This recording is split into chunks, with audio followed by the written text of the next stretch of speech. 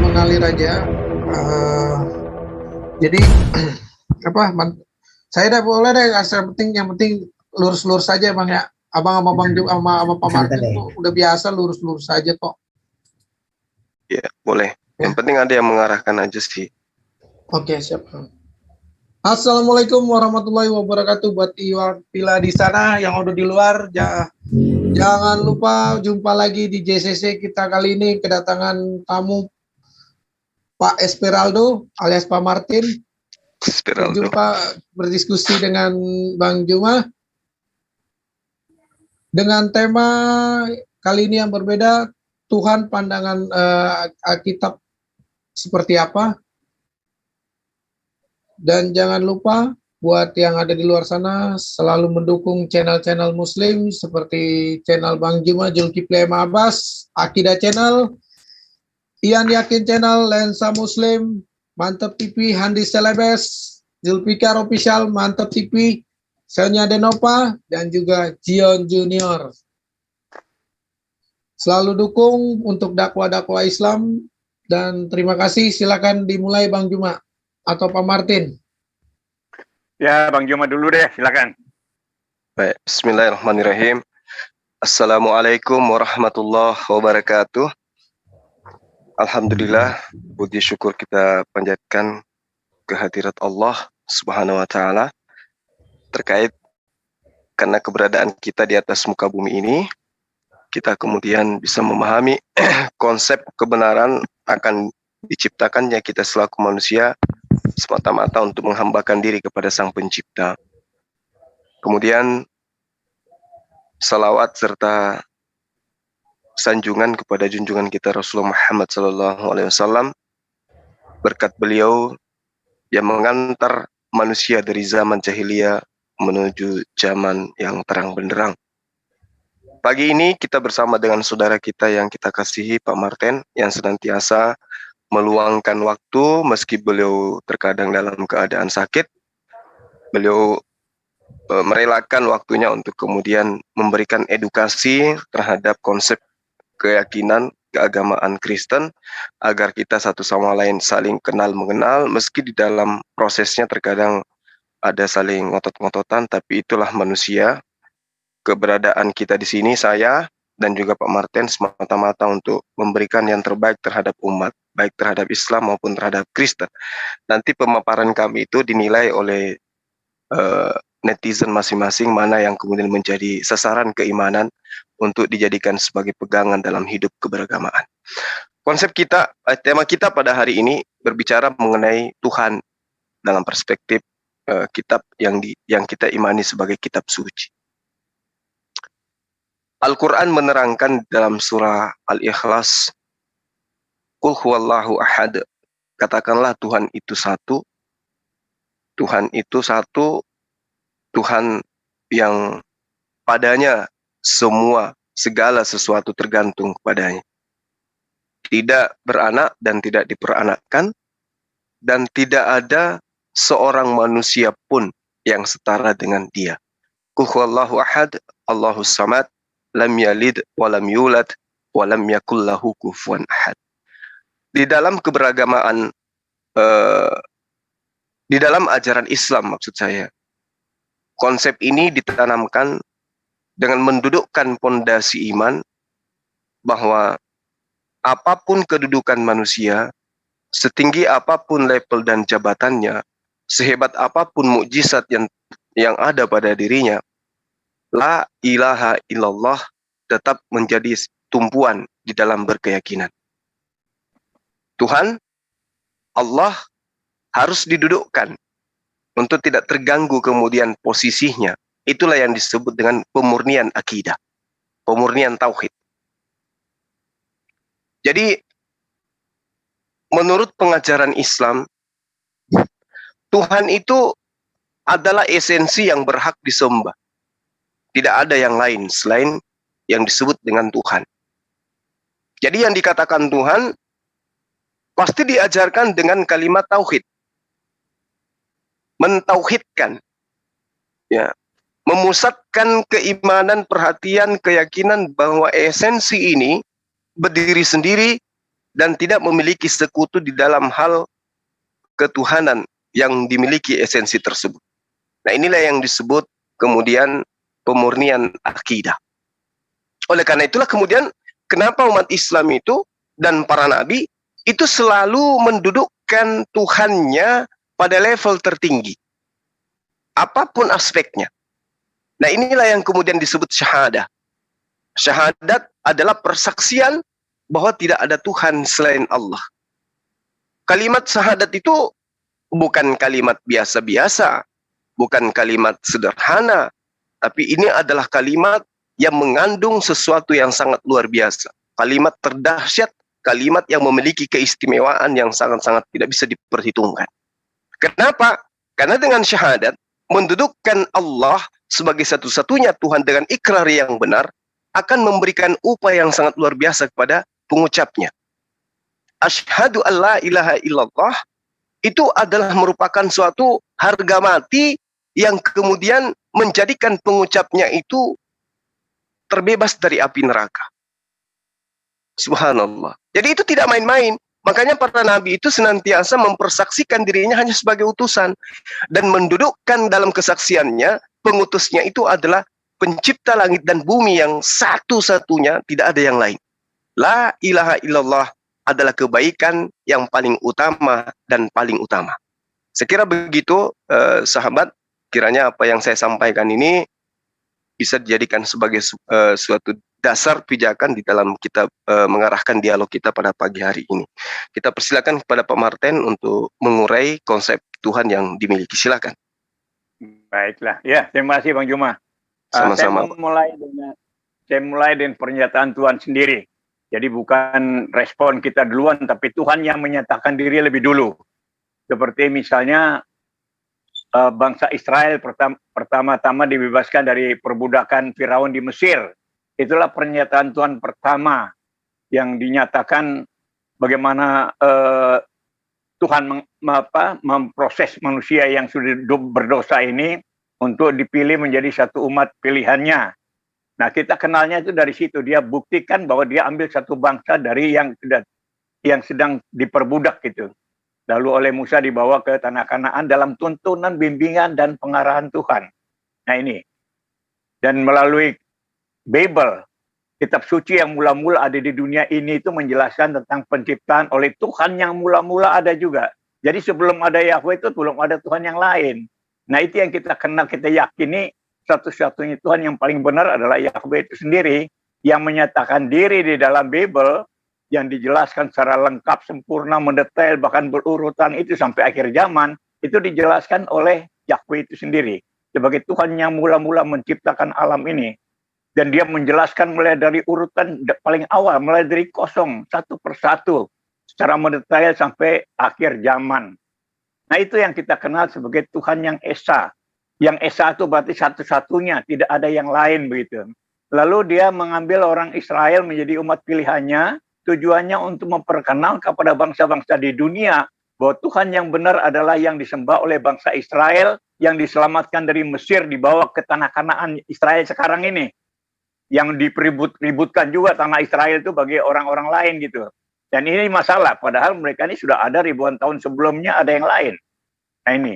Sehingga kita tahu pasti bahwa yang Tuhan buat ini adalah pernyataan dari Tuhan sebagai bukti bahwa dia adalah Tuhan satu-satunya yang ada di dunia ini yang menyatakan diri melalui karyanya, penyelamatannya. Nah setelah nabi-nabi diutus kepada bangsa Israel untuk menuntun, mengarahkan mereka dalam kehidupan sebagai umat pilihan Allah, lalu sampai selesai masa nabi ini, lalu datang Yesus untuk menggenapi semua itu. Karena apa yang dilakukan oleh bangsa Israel itu baru berupa gambaran-gambaran saja. Belum sampai kepada tujuan utamanya. Tujuan utama Tuhan adalah menyelamatkan bangsa-bangsa di dunia ini. Bangsa-bangsa umat ciptaannya itu mau diselamatkan semua. Melalui rencana penyelamatan pertama dia milih orang Israel sebagai umat pilihannya. Keduanya dilanjutkan dengan misi Yesus. Yesus adalah firman yang menjadi manusia. Jadi Tuhan sendiri yang berperan untuk memproses manusia ini. Tuhan sendiri, yaitu Yesus sebagai firman yang menjadi manusia. Untuk menggenapi rencana-rencana penyelamatan, terutama untuk penyelamatan bagi bangsa-bangsa di dunia. Maka dia memilih murid-muridnya sebagai rasul-rasul. yang diutus kepada bangsa-bangsa di dunia, dan ternyata sampai sekarang sudah kurang lebih 3 miliar lebih manusia Kristen di dunia ini. Itu dilakukan oleh murid-murid Yesus, yaitu rasul-rasulnya. Antara lain seperti Rasul Paulus misalnya. Nah, dia itulah menyebarkan Injil ini ke bangsa-bangsa lain. Dan sampai sekarang setelah misi selesai para rasul, dilanjutkan oleh orang Kristen. Umat Kristen ini yang melanjutkan misi-misi para rasul itu. Sehingga nanti semua bangsa itu akan percaya kepada Tuhan Yesus. Begitu. Itu proses rencana penyelamatan Tuhan itu seperti itu. Dan kita lihat sekarang bahwa semua ini sudah terjadi proses perkembangan di dunia ini, bagaimana orang mulai fokus kepada cari Tuhan yang benar itu yang mana, sehingga sekarang terjadi banyak pindah-pindah agama, ya, banyak terjadi pindah-pindah agama itu karena orang mulai berpikir ke sana, Inilah proses cara Tuhan untuk memproses rencana penyelamatannya itu, sehingga nanti puncak-puncaknya orang akan tahu bahwa siapa Tuhan yang sebenarnya itu, dan mereka akan bergantung kepada Tuhan yang sebenarnya itu. Dan dia dinyatakan oleh Yesus sendiri sebagai Tuhan yang roh, yang tidak kelihatan itu menjadi manusia sebagai bukti nyata kepada manusia bahwa Tuhan itu ada. Ini loh rencananya yang dia lakukan melalui firman-Nya yang menciptakan segala sesuatu itu sekarang nujul sebagai manusia, sehingga nyata orang menyaksikan itu, dan semua perbuatannya sebagai contoh dan teladan. Nah, bagaimana manusia yang percaya kepada Tuhan harus bersikap yang baik terhadap bersamanya, itu dilakukan oleh Yesus. Jadi bagaimana manusia, orang Kristen harus menjalani kehidupan yang benar, itu dilakukan oleh Yesus. Ya mungkin masih ada orang Kristen yang belum seperti itulah. Tapi inilah adalah proses. Yesus sudah memberi teladan bagaimana dia dikejar-kejar orang Yahudi, orang Farisi, ahli Taurat yang pinter-pinter agama ini mengkritik dia. Tapi dia jelaskan itu sudah akan sempurna. Karena mereka itu hanya melakukan untuk kepentingan mereka sendiri. Sedangkan Yesus mengajarkan segala sesuatu untuk kepentingan orang lain, bukan untuk diri sendiri. Seperti orang Yahudi kan, mereka itu masih melakukan syariat-syariat itu untuk kepentingan diri sendiri, bukan untuk orang lain, untuk mereka sendiri, untuk mengenal Tuhan dengan benar. Nah, datang Yesus ini dengan rasul-rasulnya mulai berkembang pelayanan kepada orang lain. Jadi fokusnya bukan pada diri sendiri, tapi pada orang lain. Bagaimana kita bersikap terhadap orang lain yang baik, supaya orang mengenal kebenaran itu yang dari Tuhan sebenarnya. Nah, ini yang ditekankan oleh Yesus dalam pelayanannya. Puncak pelayanannya dalam rencana Tuhan untuk penyelamatan bangsa-bangsa, sehingga bangsa-bangsa diharapkan bahwa hidup mereka bisa hidup dalam damai, dan manusia boleh menikmati kehidupan damai sejahtera di dunia ini. Nah, saya kira ini dari saya pertama. Silakan. Baik, makasih Pak. Jadi ketika berbicara mengenai konsep Tuhan, Al-Quran itu sangat terang menjelaskan Tuhan itu berdiri sendiri di dalam proses penciptaannya, kemudian itu dibarengi dengan pedoman terhadap manusia.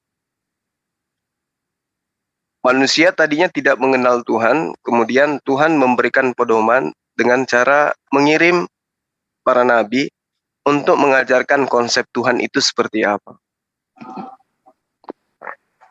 Al-Quran menerangkan, Bismillahirrahmanirrahim, Allah ta'budu illallah, innani lakum minhu nathiru wa bashir.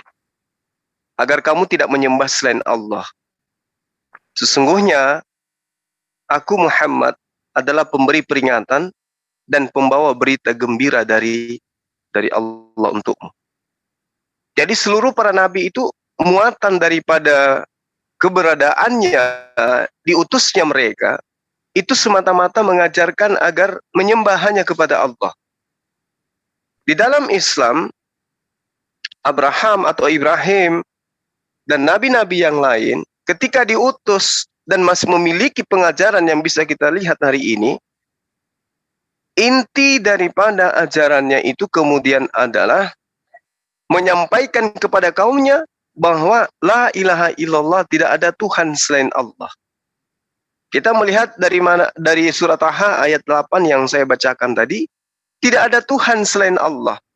Dia yang mempunyai nama-nama yang baik yang kemudian disebut dengan sebutan Asmaul Husna. Allah ta'budu illallah, innani lakum minhu nathiru wa bashir. Ya. Dialah Allah yang kemudian mengajarkan kepada manusia bagaimana kemudian manusia itu mengenal dirinya. Allahu la ilaha illahu lahul asmaul husna. Ini yang di dalam surat Taha ayat 8 kalau enggak keliru saya. Allahu la ilaha illahu. Dialah Allah, tidak ada Tuhan selain Dia. Lahul asmaul husna. Dia memiliki sebutan-sebutan, dia memiliki penamaan, dia memiliki asma yang terbaik. Nah, ini seirama dengan apa yang diajarkan oleh Daud, Nabi Daud di dalam Mazmur 52 nomor 9. Aku hendak bersyukur kepadamu selama-lamanya, sebab engkaulah yang bertindak karena namamu baik. Aku hendak memasyurkannya di depan orang-orang yang kukasihi. Jadi Allah, Tuhan pencipta langit dan bumi itu, nama-namanya itu adalah nama yang baik dan harus selalu dimasyurkan. Ini yang diterangkan oleh Al-Quran. Allahu la ilaha illahu lahu asma'ul husna. Namanya saja baik, apalagi esensinya. Jadi kalau misalnya ada yang mengajarkan bahwa Tuhan itu dihinakan, dinistakan, lalu kemudian dikatakan, ya mohon maaf, dikatakan menjadi batu, menjadi pohon, dan seterusnya. Ini yang tidak ada di dalam ruang lingkup pengajaran para nabi, kecuali prasangkaan manusia terhadap sang nabi atau sang utusan Tuhan. Allahu la ilaha illahu lahu asma'ul husna. Sementara di data yang lain dikatakan bahwa Allah ta'budu illallah, agar kamu itu tidak menyembah selain daripada aku, Allah. Kemudian dikatakan, innani, sesungguhnya Rasulullah Muhammad SAW itu diutus kepadamu, ya, lakum minhu nathiru wa bashir, untuk memberi peringatan, membawa kabar gembira dari Allah untuk kalian semua. Nah, karena itulah kemudian saya mengatakan bahwa Tuhan dalam perspektif Islam itu berbeda dengan makhluk. Setinggi apapun kedudukan makhluk, makhluk tetaplah makhluk, dia tidak akan pernah menyamai atau setara dengan penciptanya. Ini yang diterangkan. Sama ketika di dalam pengajaran teman Kristen yang ayatnya itu, datanya itu sangat akurat, dan saya suka mendengarkan ketika Yesus menyeru hukum yang terutama. Dengarlah hai orang Israel, Tuhan Allah kita, Tuhan itu esa. Ini berkaitan bersamaan dengan pengajaran Al-Quran surah Hud ayat 2. Nah, sehingga ketika berbicara mengenai konsep Tuhan, maka Tuhan itu pasti maha besar, maha suci, maha tinggi, maha mulia, ya, dan seterusnya. Itu posisi Tuhan itu seperti itu. Tapi kemudian banyak di antara kita yang merubah konsep ini, di mana konsep ini adalah konsep paten yang sudah diajarkan oleh para nabi, yang diajarkan oleh orang-orang terdahulu tentang bagaimana manusia bisa mengenal Tuhannya dengan baik dan benar. Nah, semua nabi itu memiliki konsep yang dikatakan persaksian. Bagaimana dia bersaksi kalau dia adalah utusan Tuhan, bagaimana dia bersaksi bahwa Tuhan itu bukan makhluk, Tuhan itu bukan manusia, Tuhan itu bukan anak manusia, dan seterusnya. Para nabi mempersaksikan itu. Dan itu semua termaktub di dalam Al-Quran. Konsep yang kemudian Tuhan yang ada dalam Al-Quran itu berkesesuaian semua dengan ajaran para nabi. Nah, contoh misalnya, belum pernah ada data atau dalil yang mampu menggugurkan pengajaran para nabi, di antaranya bahwa Tuhan pencipta langit dan bumi itu cuma satu. Dia bukan makhluk, dan dia bukan ciptaan. Data-data itu banyak di dalam kitab-kitab terdahulu. Seperti saya misalnya yang biasa meluangkan waktu belajar tentang Bible atau Perjanjian Lama atau Perjanjian Baru. Di situ bertaburan data yang mengatakan Tuhan itu satu. Begitu juga para nabi di dalamnya mengatakan dirinya adalah utusan. Berarti konsep la ilaha illallah itu tidak ada tawar-menawar di dalamnya.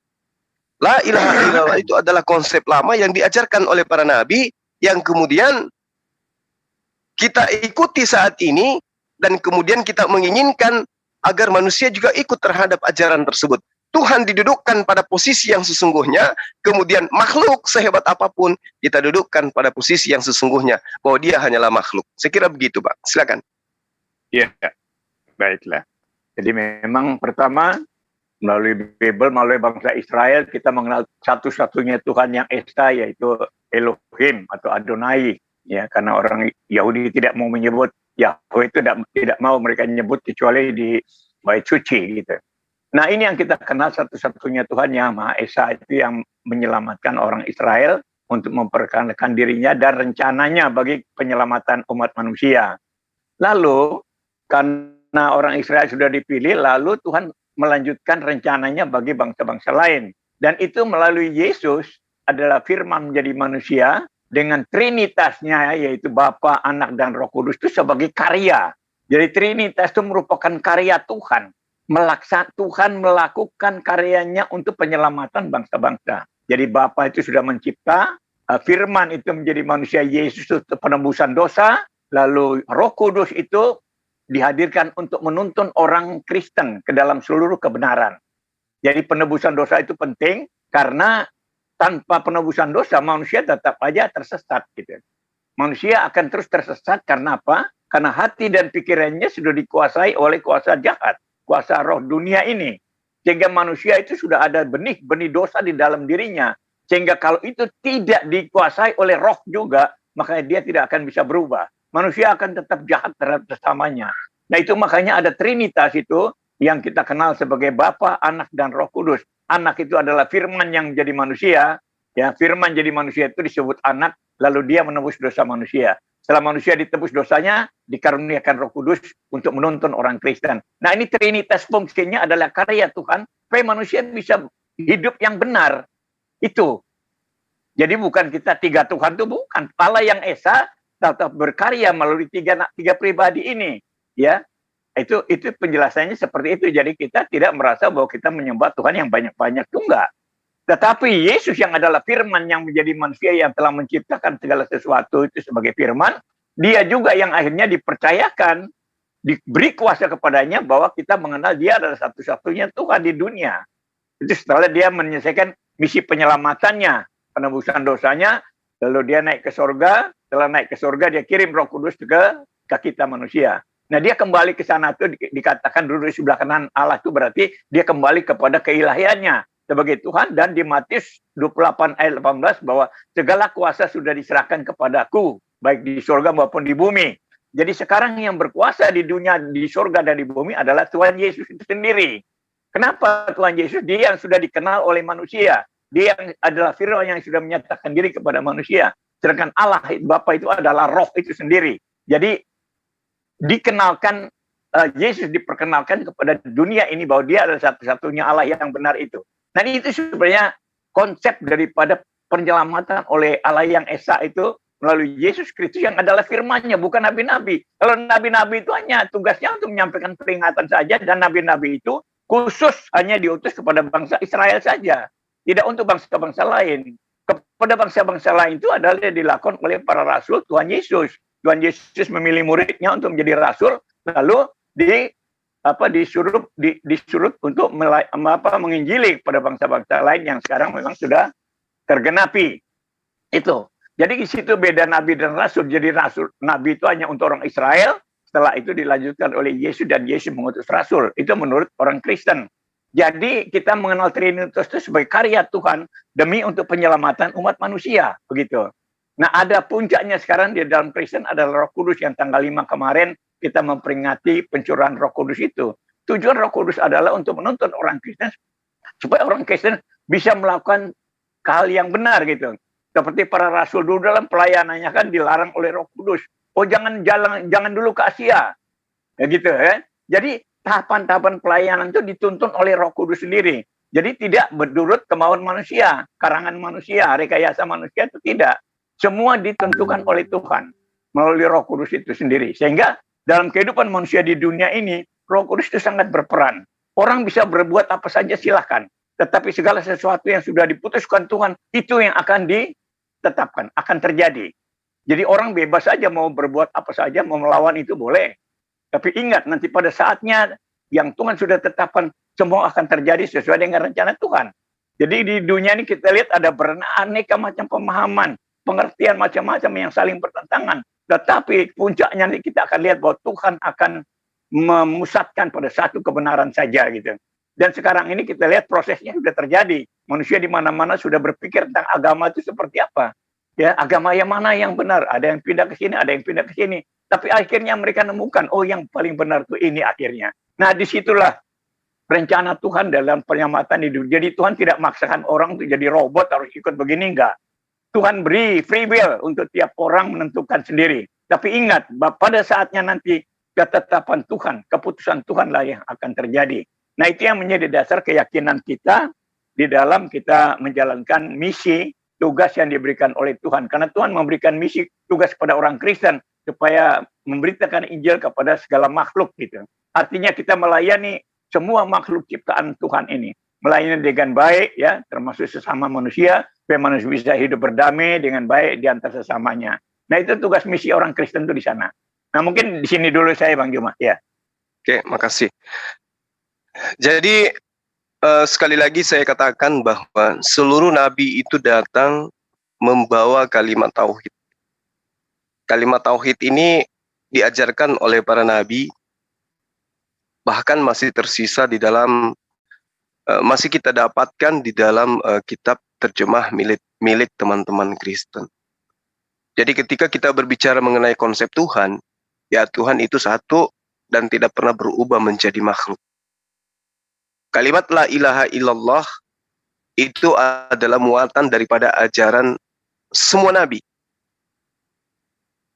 Di dalam pengajaran kitabnya teman-teman Kristen, itu jelas tidak ada Tuhan selain Allah. Matius 4 nomor 10, Yohanes 17 nomor 3, Markus 12 nomor 28 sampai 32, kemudian Yohanes 5 nomor 30, Lukas 10 nomor 16, Markus 9 nomor 37, Matius 10 nomor 40. Muatan daripada ajaran yang ada di situ adalah, kalau kita bahasa Arabkan, la ilaha illallah, Isa atau Yesus Rasulullah. Itu poin. Ini adalah suatu pengajaran yang terdatah kemudian, di mana konsep Islam, la ilaha illallah, Yesus Rasulullah, Isa Rasulullah, itu harus diakui dengan benar. Nah, kenapa kemudian umat Islam itu selalu mendudukkan kalimat la ilaha illallah ini terhadap semua unsur yang dibawa oleh para nabi terdahulu? Karena itu tadi, muatan pengajarannya para nabi adalah mengajarkan bagaimana umatnya kemudian memurnikan konsep ketuhanan kepada satu Tuhan. La ilaha illallah. Maka dari itulah kemudian di dalam pengajaran Islam melalui Al-Quran dan juga hadis Rasulullah, Tuhan itu harus satu. Islam itu harus mempersaksikan, harus berikrar, harus bersumpah bahwa Tuhan itu satu. Makanya umat Islam itu kudu wajib kemudian mensyahadatkan dirinya, ya, harus meyakinkan dirinya, ya, harus memenuhi muatan yang ada di dalam imannya dia, mendudukkan Tuhan itu satu dengan persaksian. Asyhadu alla ilaha illallah. Aku berikrar, aku bersumpah, aku yakin seyakin-yakinnya. Tidak ada Tuhan selain Engkau, Allah. Nah, kemudian hal ini dikatakan oleh Rasulullah Muhammad SAW, harajta minan nar, engkau terbebas dari neraka jika engkau mengikrarkan tidak ada Tuhan selain Allah. Rasulullah Muhammad SAW malah mengatakan, mangkana akhiru kalam, ya, la ilaha illallah dakhalal jannah. Barang siapa yang akhir perkataan sebelum dia meninggal, kata Rasulullah, dengan pengucapan tidak ada Tuhan selain Tuhan yang mengutus para nabi, la ilaha illallah, maka dia akan masuk ke dalam surga. Begitu hebatnya kalimat ini. Lalu kemudian kalau kita melihat para sahabat, bagaimana kemudian kitab teman-teman Kristen, kitab Mukaddas, ya, sebelum Islam itu banyak tokoh yang mengatakan bahwa umat Islam itu, umat Kristen itu lebih dulu mengucapkan kalimat Allah. Allah, la ilaha illallah sebelum Kristen, sebelum Islam itu datang. Ini juga tidak bisa kita bantah. Umat Islam nggak boleh membantah itu. Itu betul adanya. Bahwa pra-Islam, penyebutan kata Allah itu memang sudah diucapkan oleh orang-orang di luar Islam. Contoh misalnya di kitab Mukaddas, di 1 Korintus 8 nomor 4. Di situ jelas dikatakan, wa alla ilaha illallah hul ahad. Jadi Tuhan itu memang sudah dikenal. Dialah Allah, satu-satunya Tuhan. Itu nggak bisa dipungkiri. Umat Islam harus mengakui itu. Bahwa selain kita yang menjadi pengikut baginda Rasulullah Muhammad SAW, orang-orang terdahulu telah menyebut nama Tuhan itu dengan sebutan Allah. Wa an la ilaha illallahul ahad. Jadi penyebutan itu sudah ada. Allah itu Tuhan. Dialah Tuhan. Satu-satunya Tuhan itu dia, Allah. Makanya saya katakan ketika umat Islam mengatakan bahwa Allah itu maha besar, Allah itu maha suci, Allah itu maha mulia dan seterusnya, itu sudah dilafalkan jauh-jauh sebelumnya oleh oleh orang yang ada di luar Islam yang sama-sama mengajarkan tentang penyembahan kepada satu Tuhan. Fa'alam annahu la ilaha illallah wastaghfir li dzambika walil mu'minin wal mu'minah. Jadi siapapun dia, diterangkan oleh Al-Quran, ketahuilah oleh kalian, tidak ada Tuhan yang patut disembah selain Allah, dan mohon ampunlah atas dosa-dosamu, dan atas dosa-dosa orang-orang yang beriman, baik laki-laki maupun perempuan. Lalu Allah mengatakan, wallahu ya'lamu mutaqallabakum wa mathwaakum. Ini jelas. Allah mengetahui tempat usaha dan tempat tinggalmu. Artinya gini, ketika di dalam pengajaran para nabi, Tuhan itu dikatakan maha mengetahui, Tuhan itu dikatakan maha melihat, Tuhan itu dikatakan tidak ada satu apapun yang di atas muka bumi ini yang lalai dari pengawasan Allah. Al-Quran sudah mengatakan itu. Dzalikumullahu rabbukum la ilaha illahu khaliqu kulli syai' fa'budu. Ada perintahnya. Wa huwa ala kulli syai'in wakil. Ada perintahnya. Itulah Allah, Tuhan kamu, tidak ada Tuhan selain Dia, pencipta segala sesuatu, maka sembahlah Dia. Dialah pemelihara segala sesuatu. Oleh karena itulah kemudian, kita ini, saya, Pak Martin, teman-teman kristolog Islam, Islamologi, Kristologi, semua ketika berbicara mengenai konsep ketuhanan, kita tidak terbebas dari adanya perintah dari para nabi yang senantiasa mengajarkan kita untuk taat kepada perintah Tuhan. Apa itu? Sembah hanya kepada Allah.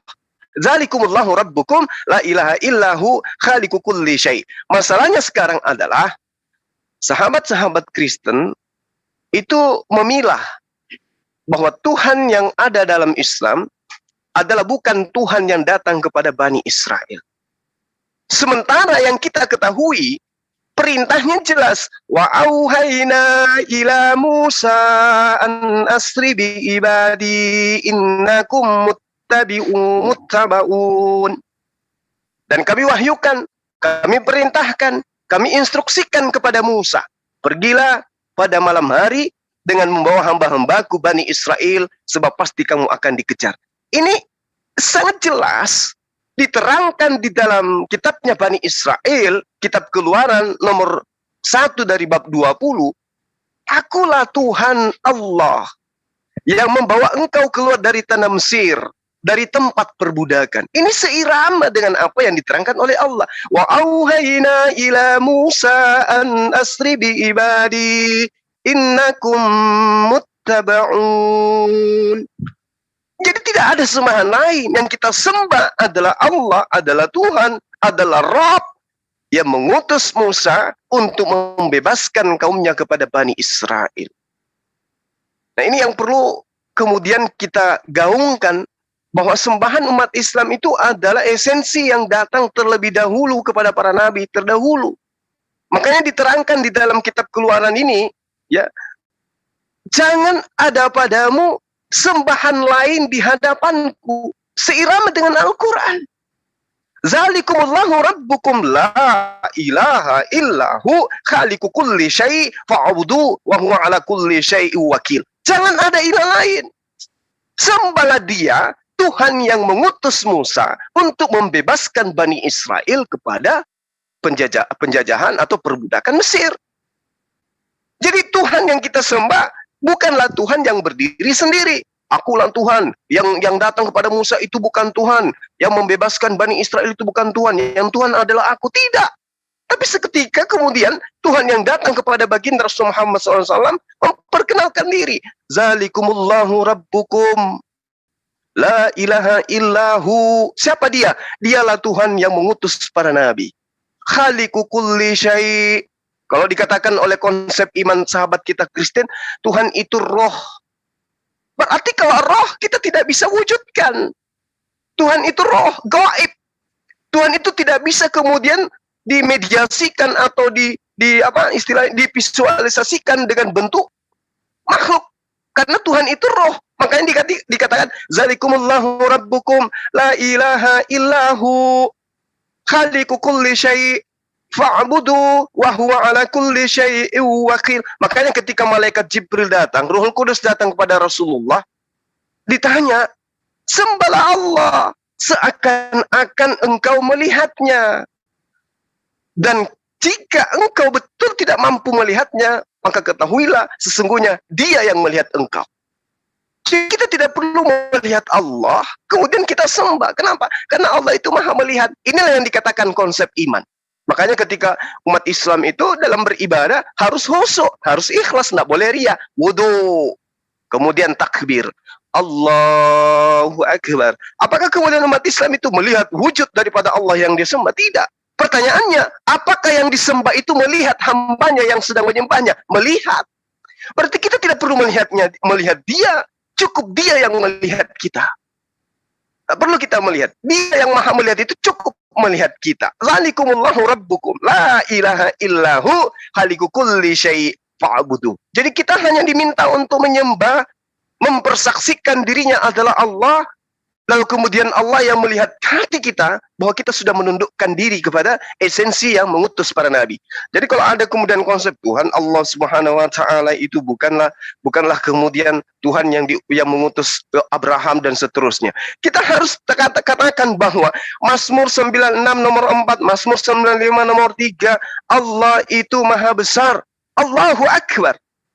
Kita harus menyampaikan itu. Yesaya 57 nomor 15, Yesaya 5 nomor 16. Tuhan itu maha suci, Tuhan itu maha tinggi, subhanahu wa ta'ala. Lalu kemudian diterangkan lagi dalam Mazmur 103 nomor 8, Allah itu maha pengasih, Allah itu maha penyayang. Itu kita harus ajarkan bahwa Tuhan itu seperti itu. Tuhan yang kita sembah itu adalah Tuhan yang datang kepada para nabi yang maha pengasih lagi maha penyayang. Makanya di Islam itu ketika ditanya, Tuhanmu Allah, ya. Kamu sebut subhanahu wa ta'ala. Iya betul. Itu apa? Itu gelar. Karena Dia ada esensi yang maha suci lagi maha tinggi. Bisa kau tunjukkan wujudnya? Tidak. Lalu siapa Dia? Dia adalah gaib. Dia roh. Dia gaib. Ibaratkan roh, Dia gaib. Tapi Dia ada. Roh itu gaib, tapi Dia ada. Allah itu gaib, tapi Dia ada. Tidak bisa dilihat bukan berarti Dia tidak ada. Itulah Allah yang kami sembah, yang pernah mengutus para nabi. Nah, hanya saja sekarang nilai itu bergeser karena poin yang tadinya roh berubah menjadi jasad, menjadi daging, menjadi manusia. Kita bercerai di situ, kita pisah di situ. Tapi ketika dikatakan Allah itu maha pengasih, Allah itu maha penyayang, Allah itu maha tinggi, Allah itu maha suci, kita masih ada pada poin yang sama. Tapi ketika kemudian Tuhan nuzul menjadi manusia, kita berpisah di situ. Karena Tuhan tidak mensifati sifat seperti itu. Demikian Pak Martin, mohon maaf kalau kepanjangan. Silakan. Iya, bagus. Ya, memang seperti itu. Kita udah tahu itu. Jangankan orang Islam ya, justru orang Yahudi sendiri juga nggak percaya. Karena apa? Karena mereka pikir bahwa Tuhan itu hanya untuk mereka, untuk orang Israel saja. Lalu nabi-nabi itu sudah ada untuk menyampaikan peringatan, itu mereka pikir sudah selesai. Nah, ini kesalahannya orang Yahudi dalam pemahamannya di sana. Gitu. Sedangkan Elohim itu, dia ambil orang Yahudi ini, orang Israeli sebagai untuk perkenalkan kepada dunia bahwa dialah satu-satu sembahan yang paling benar. Lalu setelah zamannya nabi-nabi ini selesai, datang Yesus mengutus para rasul. Melalui trinitasnya ini, dia memberitakan kepada bangsa-bangsa lain. Jadi kalau hanya untuk orang Israel, memang Allah yang Esa tanpa dia ada trinitas di sana, tetapi gambarnya sudah ada, gitu loh. Lalu bagaimana Tuhan itu menyatakan diri kepada orang Israel juga nyata. Jadi tidak hanya diyakini saja sebagai roh yang tidak kelihatan, bukan. Ya, Elohim itu menyatakan diri kepada Musa dalam bentuk api. Lalu bicara langsung kepada Musa. Bahkan menulis hukum Taurat di dua loh batu, ditulis di dua loh batu itu dan diberikan kepada Musa. Jadi Tuhan itu nyata, Elohim itu nyata. Bukannya sekedar dihayalkan saja, nyata. Dia nulis di dua loh batu itu diberikan kepada Musa. Lalu bicara kepada Abraham juga begitu. Janji tanah Kanaan itu yang menjadi milik orang Israel itu sebelum belum ada Ishak segala macam, ya belum ada keturunan Abraham sudah dijanjikan kepada Abraham bahwa tanah ini akan menjadi milik keturunanmu, yaitu orang Israel. Jadi Yahweh atau Elohim Adonai itu nyata. Lalu di saat terakhir dia datang dalam rupa manusia. Nah, datang dalam rupa manusia ini apa maksudnya? Datang dalam rupa manusia untuk menggenapi rencana penyelamatan. Karena hukum Taurat itu baru gambaran daripada tujuan ajaran, aturan-aturan yang menjadi tujuannya itu belum sampai. Belum. Hanya aturan-aturan saja itu belum pelaksanaannya yang puncaknya itu belum. Seperti misalnya contoh konkret sunat aja deh. Orang sunat qulub kan gitu kan. Padahal yang dimaksud itu penggenapannya adalah sunat hati. Kalau sunat qulub itu nggak ada pengaruh apa-apa terhadap kelakuan orang. Tapi kalau sunat hati artinya yang lebih-lebih dalam hati itu dibuang. Amarah yang berlebihan dibuang. Hawa nafsu birahi yang berlebihan dibuang itu. Dibuang oleh siapa? Oleh Roh Kudus sendiri yang bekerja di dalam hati dan pikiran manusia. Manusia tidak bisa berbuat apa-apa terhadap dirinya sendiri, itu nggak bisa. Apa yang menjadi kecenderungan hatinya itu selalu dilaksanakan. Tidak bisa ditolak. Kecuali Roh Kudus yang bekerja di dalam dirinya. Makanya ada Trinitas. Ada Trinitas itu puncaknya adalah karya Roh Kudus untuk bekerja di dalam diri setiap orang pribadi manusia. Supaya dia bisa melakukan hal yang benar, yang baik. Bisa ngalah sama sesamanya, bisa mengampuni musuhnya, bisa tidak membalas kejahatan terhadap kejahatan. Itu tujuan fungsi Roh Kudus itu di sana. Jadi disinilah kelebihan Trinitas itu di dalam proses memanusiakan manusia itu sendiri. Jadi manusia tidak mungkin bisa berubah dari karakternya, dari bebas dari kelakuannya sendiri, nggak bisa. Kecuali ada kuasa dari Tuhan. Yaitu di dalam kekristenan ada Trinitas ini, puncaknya adalah karya Roh Kudus yang ada pada tiap diri manusia. Roh Kudus itu yang diam di dalam bait Allah, itu bait suci. Makanya orang Kristen itu adalah bait suci itu sendiri, tempat kediaman Allah. Dikatakan dalam 1 Korintus 3:16, tidak tahukah kamu bahwa kamu adalah bait Allah? Karena Roh Kudus ada di dalam kamu. Jadi bukan gedung-gedung bangunan itu yang sebagai bait suci, itu bukan. Itu zaman perjanjian lama itu memang ada bait suci yang dibangun oleh Salomo. Itu benar. Tetapi setelah penggenapan itu semua dirobohkan karena sudah berdiri gereja. Gereja itu adalah orang Kristen. Orang Kristen adalah bait suci yang sebenarnya yang dibuat oleh Tuhan, bukan oleh tangan manusia. Karena Tuhan tidak diam di buatan tangan manusia. Tapi dia diam dibuat tangannya sendiri, yaitu umat Kristen. Itulah bait Roh Kudus yang bait suci. Jadi tidak adalah bait suci bangunan itu sudah nggak ada. Gereja itu pun gedung itu bukan bait suci, itu ada tempat orang gerejanya ada di dalam, yaitu umat Kristen. Nah, pengertian ini penting supaya kita tahu bagaimana karya Tuhan itu merubah sikap manusia ini menjadi lebih baik setelah kehadiran Roh Kudus di dalam menuntun orang Kristen. Supaya bisa terjalin hubungan yang baik di antara sesama manusia sebagai contoh dan teladan. Dan itu sudah banyak dilakukan oleh orang Kristen. Bagaimana orang Kristen harus mengalah terhadap sesamanya yang menindas, yang mendiskriminasi, yang menghina, yang memfitnah, yang mencaci maki segala macam. Itu orang Kristen sudah kebal itu. Mereka umumnya sudah tidak ada masalah. Karena itu adalah manusia duniawi yang tidak mengenal kebenaran. Kalau orang benar itu pasti perbuatannya benar. Nah, disinilah kita diajarkan itu seperti itu. Kamu tahu orang-orang yang melakukan yang jahat itu adalah orang yang tidak benar, itu bukan orang benar itu. Kalau orang benar dia menghargai sesama manusia. Itu sehingga kita tidak membedakan antara agama, aliran atau macam aliran macam-macam, kita nggak peduli dengan itu. Tapi kita dalam hubungan yang sesama yang kita lihat kelakuannya. aliran apapun dia. Kristen kan banyak aliran, tapi kita nggak peduli dengan itu. Kelakuannya baik apa enggak, itu yang penting. Atau umat lain manapun, penyembah berhala sekalipun, kalau dia kelakuannya baik, kita lebih menghargai dia. Nah, karena tujuan Tuhan memproses manusia melalui Trinitas ini adalah supaya manusia itu berkelakuan yang baik, sehingga bisa hidup berdamai dengan sesama manusia. Kalau manusia masih egoistis, masih mementingkan diri sendiri, yang masih memisah-misah dengan orang lain, menghina orang lain, itu bukan ajaran Tuhan Yesus, itu baru ajaran perjanjian lama. Perjanjian lama itu orang menyembah Allah yang esa, yang belum melakukan apa-apa bagi penyelamatan umat lain gitu loh. Baru hidup untuk orang Israel saja. Makanya mereka suka menghina Yesus. Kadang-kadang mereka menganggap Yesus itu sebagai sampah aja itu. Orang sesat. Mereka hina-hina itu. Karena mereka tahu, mereka sadar bahwa mereka hanya Tuhan hanya hidup untuk milih mereka sendiri, untuk menjalani atau untuk menuntun mereka saja. Mereka tidak sadar orang Yahudi ini bahwa Tuhan pakai mereka juga untuk keselamatan bagi bangsa-bangsa lain. Ini mereka tidak sadari. Nah, setelah datang Yesus ini, akhirnya bangsa-bangsa lain juga dipulihkan oleh Tuhan, dan sekarang sudah begitu banyak. Dan sekarang dalam proses, banyak bangsa-bangsa sudah mulai berubah, mulai mencari kebenaran itu, sehingga puncaknya mereka akan mengenal kebenaran itu sendiri, yaitu satu-satunya kebenaran yang dari sorga, yang ada di dunia hanyalah Yesus Kristus.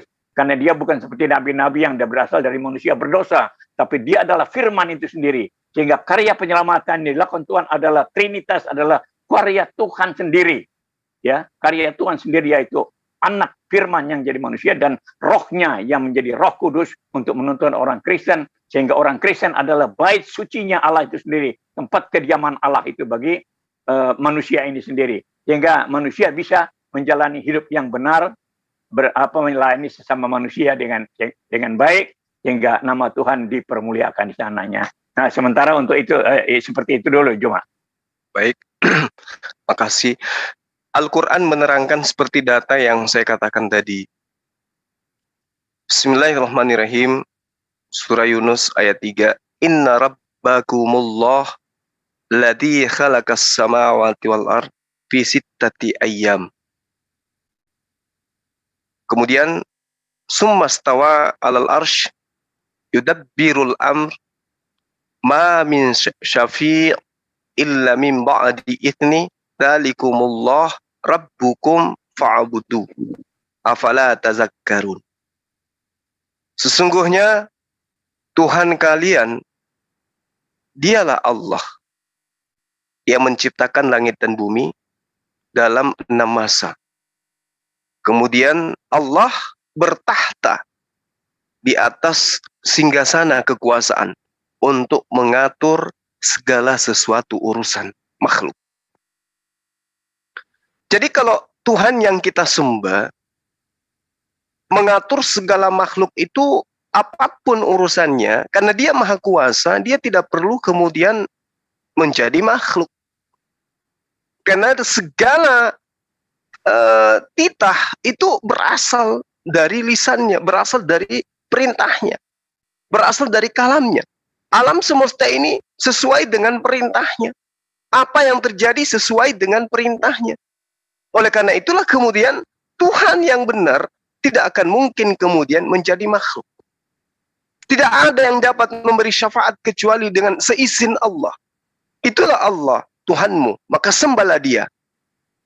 Nah, pembuktian daripada data ini, ayat ini, adalah ketika kita menengok daripada kitab teman-teman Kristen yang lebih dulu datang menurut pemahaman teman Kristen.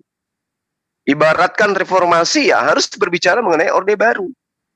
Al-Quran menerangkan bahwa Tuhan itu bertahta di atas singgasana kekuasaannya untuk kemudian mengatur segala urusan makhluknya. Itulah Tuhan, maka sembahlah dia. Apakah kemudian hanya Al-Quran yang menerangkan ini? Tidak. Semua para nabi yang masih ada jejaknya kita temukan hari ini, termasuk di dalam kitabnya teman Kristen, itu senantiasa mengajarkan Tuhan itu di langit, Tuhan itu bertahta, Tuhan itu bermegah di atas singgasananya. Tidak turun ke bumi bersama dengan manusia. Kenapa? Karena diterangkan, jangankan bumi, jangankan bait suci, jangankan tubuh manusia, Ya, di dalam kitabnya teman-teman Bani Israel diterangkan bahwa jangankan langit, bahkan langit yang menaungi, yang melindungi, yang menutupi seluruh langit pun di jagat raya ciptaan Tuhan itu tidak mampu memuat Allah, karena Allah itu maha besar. Mazmur 96 nomor 4, Mazmur 95 nomor 3 diterangkan dengan jelas Tuhan pencipta langit dan bumi itu akbar, besar, maha besar. Allahu akbar. Silakan Anda tengok di sana. Artinya bahwa ketika Tuhan itu dikatakan maha besar, lalu kemudian dia nusul ke bumi, apalagi sampai masuk ke dalam tubuh manusia, itu adalah hal yang mustahil. Yang pertama, Tuhan itu cuma suka tempat yang suci. Tuhan itu suka tempat yang kudus. Bahkan orang-orang yang tidak kudus, orang-orang yang tidak suci itu diharamkan, dinajiskan masuk ke tempat sucinya, ke tempat kudusnya. Boro-boro Tuhan masuk ke dalam tempat yang tidak kudus, yang tidak suci. Jadi ketika Allah menerangkan demikian, Inna rabbakumullah ladzi khalaqas samawati wal ard, dan kemudian bertahta di atas kekuasaannya, mengurus segala makhluknya, dia tidak perlu menjadi makhluk, karena dia maha kuasa. Atas kekuasaannya dia tinggal memerintahkan. Makanya di dalam surah Yasin diterangkan ketika Allah menghendaki sesuatu maka dia cukup berkata jadi. Sama seperti Mazmur 33 nomor 9 dan juga di dalam Yesaya 55 nomor 11. Ketika Tuhan memerintahkan maka itu jadi. Ketika Tuhan menginginkan maka itu jadi. Ketika Tuhan berfirman maka firman itu akan membuktikan apa yang Tuhan inginkan, yang ada berasal daripada ide atau keinginan Tuhan. Itu Tuhan yang benar. Maka karena itulah kemudian rentetan para nabi ketika dia datang mengajarkan, aku tidak dapat berbuat apa-apa. Kenapa? Karena aku bukan Tuhan. Yang Tuhan itu adalah dia yang maha berkehendak. Aku datang bukan atas kehendakku sendiri, tapi atas kehendak dia yang telah mengutus aku. Lalu kemudian secara pemahaman lebih menyeluruh ya, di dalam pengajaran agama, baik Yahudi, Kristen maupun Islam, itu sangat jelas dikatakan di dalam kitab Ulangan 4 nomor 39. Sebab itu ketahuilah pada hari ini dan camkanlah. Ini perintah. Kita harus tahu dan kita harus mencamkan. Mencamkan itu artinya kita harus merenungkan dan kemudian mengaminkan dan kemudian meyakini, lalu kemudian mengoptimalkan dalam konsep keagamaan kita. Sebab ketahuilah pada hari ini dan camkanlah bahwa Tuhanlah Allah yang di langit di atas dan di bumi di bawah. Tidak ada yang lain. Ini harus dicamkan, ini perintah Tuhan. Karena itulah kemudian Al-Quran menerangkan fa'alam annahu la ilaha illallah wastaghfir li zambika walil mu'minina wal mu'minat wallahu ya'lamu mutaqallabakum wa mathwakum. Ini perintah. Harus diketahui, harus dicamkan betul-betul bahwa tidak ada Tuhan selain Allah. Ini perintah. Kita nggak bisa main-main. Kalau sudah diperintahkan harus ditaati. Wa huwal ladzi yuhyi wa yumit wa lahul ikhtilaf lail wan nahar afala ta'qilun. Wa huwal ladzi yuhyi wa yumit. Tuhan itu yang menghidupkan dan yang mematikan. Bukan yang dimatikan dan dihidupkan lalu dimatikan, bukan. Lihatlah sekarang, akulah Allah, akulah Dia. Tidak ada Tuhan selain aku. Akulah yang mematikan dan akulah yang menghidupkan. Aku yang telah meremukkan, tetapi akulah yang menyembuhkan. Dan seorang pun tidak ada yang dapat melepaskan dari tanganku. Ini kitab Ulangan Devarim 32 nomor 39. Ini diterangkan oleh Al-Quran tentang Allah. Wa huwallazi yuhyi wa yumit wa lahu ikhtilaful lail wan nahar afala ta'qilun. Dan dialah yang menghidupkan, dialah yang mematikan, dan dialah yang mengatur pergantian malam dan siang. Tidakkah kamu mengerti? Tidakkah kamu pahami? Tidakkah kamu menyelami? Tidakkah kamu menyadari? Afala ta'qilun. Jadi kalau Tuhan mengatakan dia yang mematikan, berarti yang dimatikan bukan Tuhan. Kalau dia mengatakan dia yang menghidupkan, berarti yang menghidupkan, yang dihidupkan bukan Tuhan. Ini jelas. Al-Quran maupun kitabnya Bani Israel menerangkan tentang konsep yang terang benderang. Wa huwallazi yuhyi wa yumit walahuh tila. Dia yang kemudian menukar, ya, telah menukar, mengatur, menggantikan. Lalu kemudian apa yang digantikan? Siang dan malam. Ya, terang, malam, nahar, siang, kemudian lail, malam, gelap. Itu dia yang menukarkan semua. Dia yang mengatur semua itu. Makanya saya katakan tadi, bahwa ketika Allah itu bersemayam di atas tahtanya, dia mengatur segala makhluk. Inna rabbakumullahu allati khalaqas samawati wal ardi fi sittati ayyam. Lalu kemudian summastawa alal arsh yudabbirul amr. Dia yang mengatur segala sesuatunya. Nah, subhanallah. Jadi kalau kemudian, oh Tuhannya umat Islam itu berbeda. Apa bedanya? Karena dia baru ada. Ya, memang dia baru berfirman kepada nabinya yang diutus sebagai khatam nabiyin. Andai saja Rasulullah Muhammad SAW itu ada di tahun-tahun sebelum Masehi, maka dia berfirman pada masa itu. Tapi karyanya kemudian, ketika dia berkarya kepada Rasulullah Muhammad SAW, karyanya kepada nabi-nabi Israel itu dihentikan. Tak ada lagi. Makanya saya pernah berdialog. Allah Subhanahu wa Ta'ala itu Tuhan baru, katanya. Oke, kalau begitu, Allah menyatakan diri kepada Yesus, menyatakan diri kepada Musa, kepada Abraham, setelah ada esensi penciptaan yang bumi yang diimani umat Islam, menyatakan diri melalui perantaraan malaikat Jibril kepada baginda Rasul Muhammad SAW, Hasem, Yotehepafe, Adonai, kemana? Apa karyanya setelah itu? Diam dia.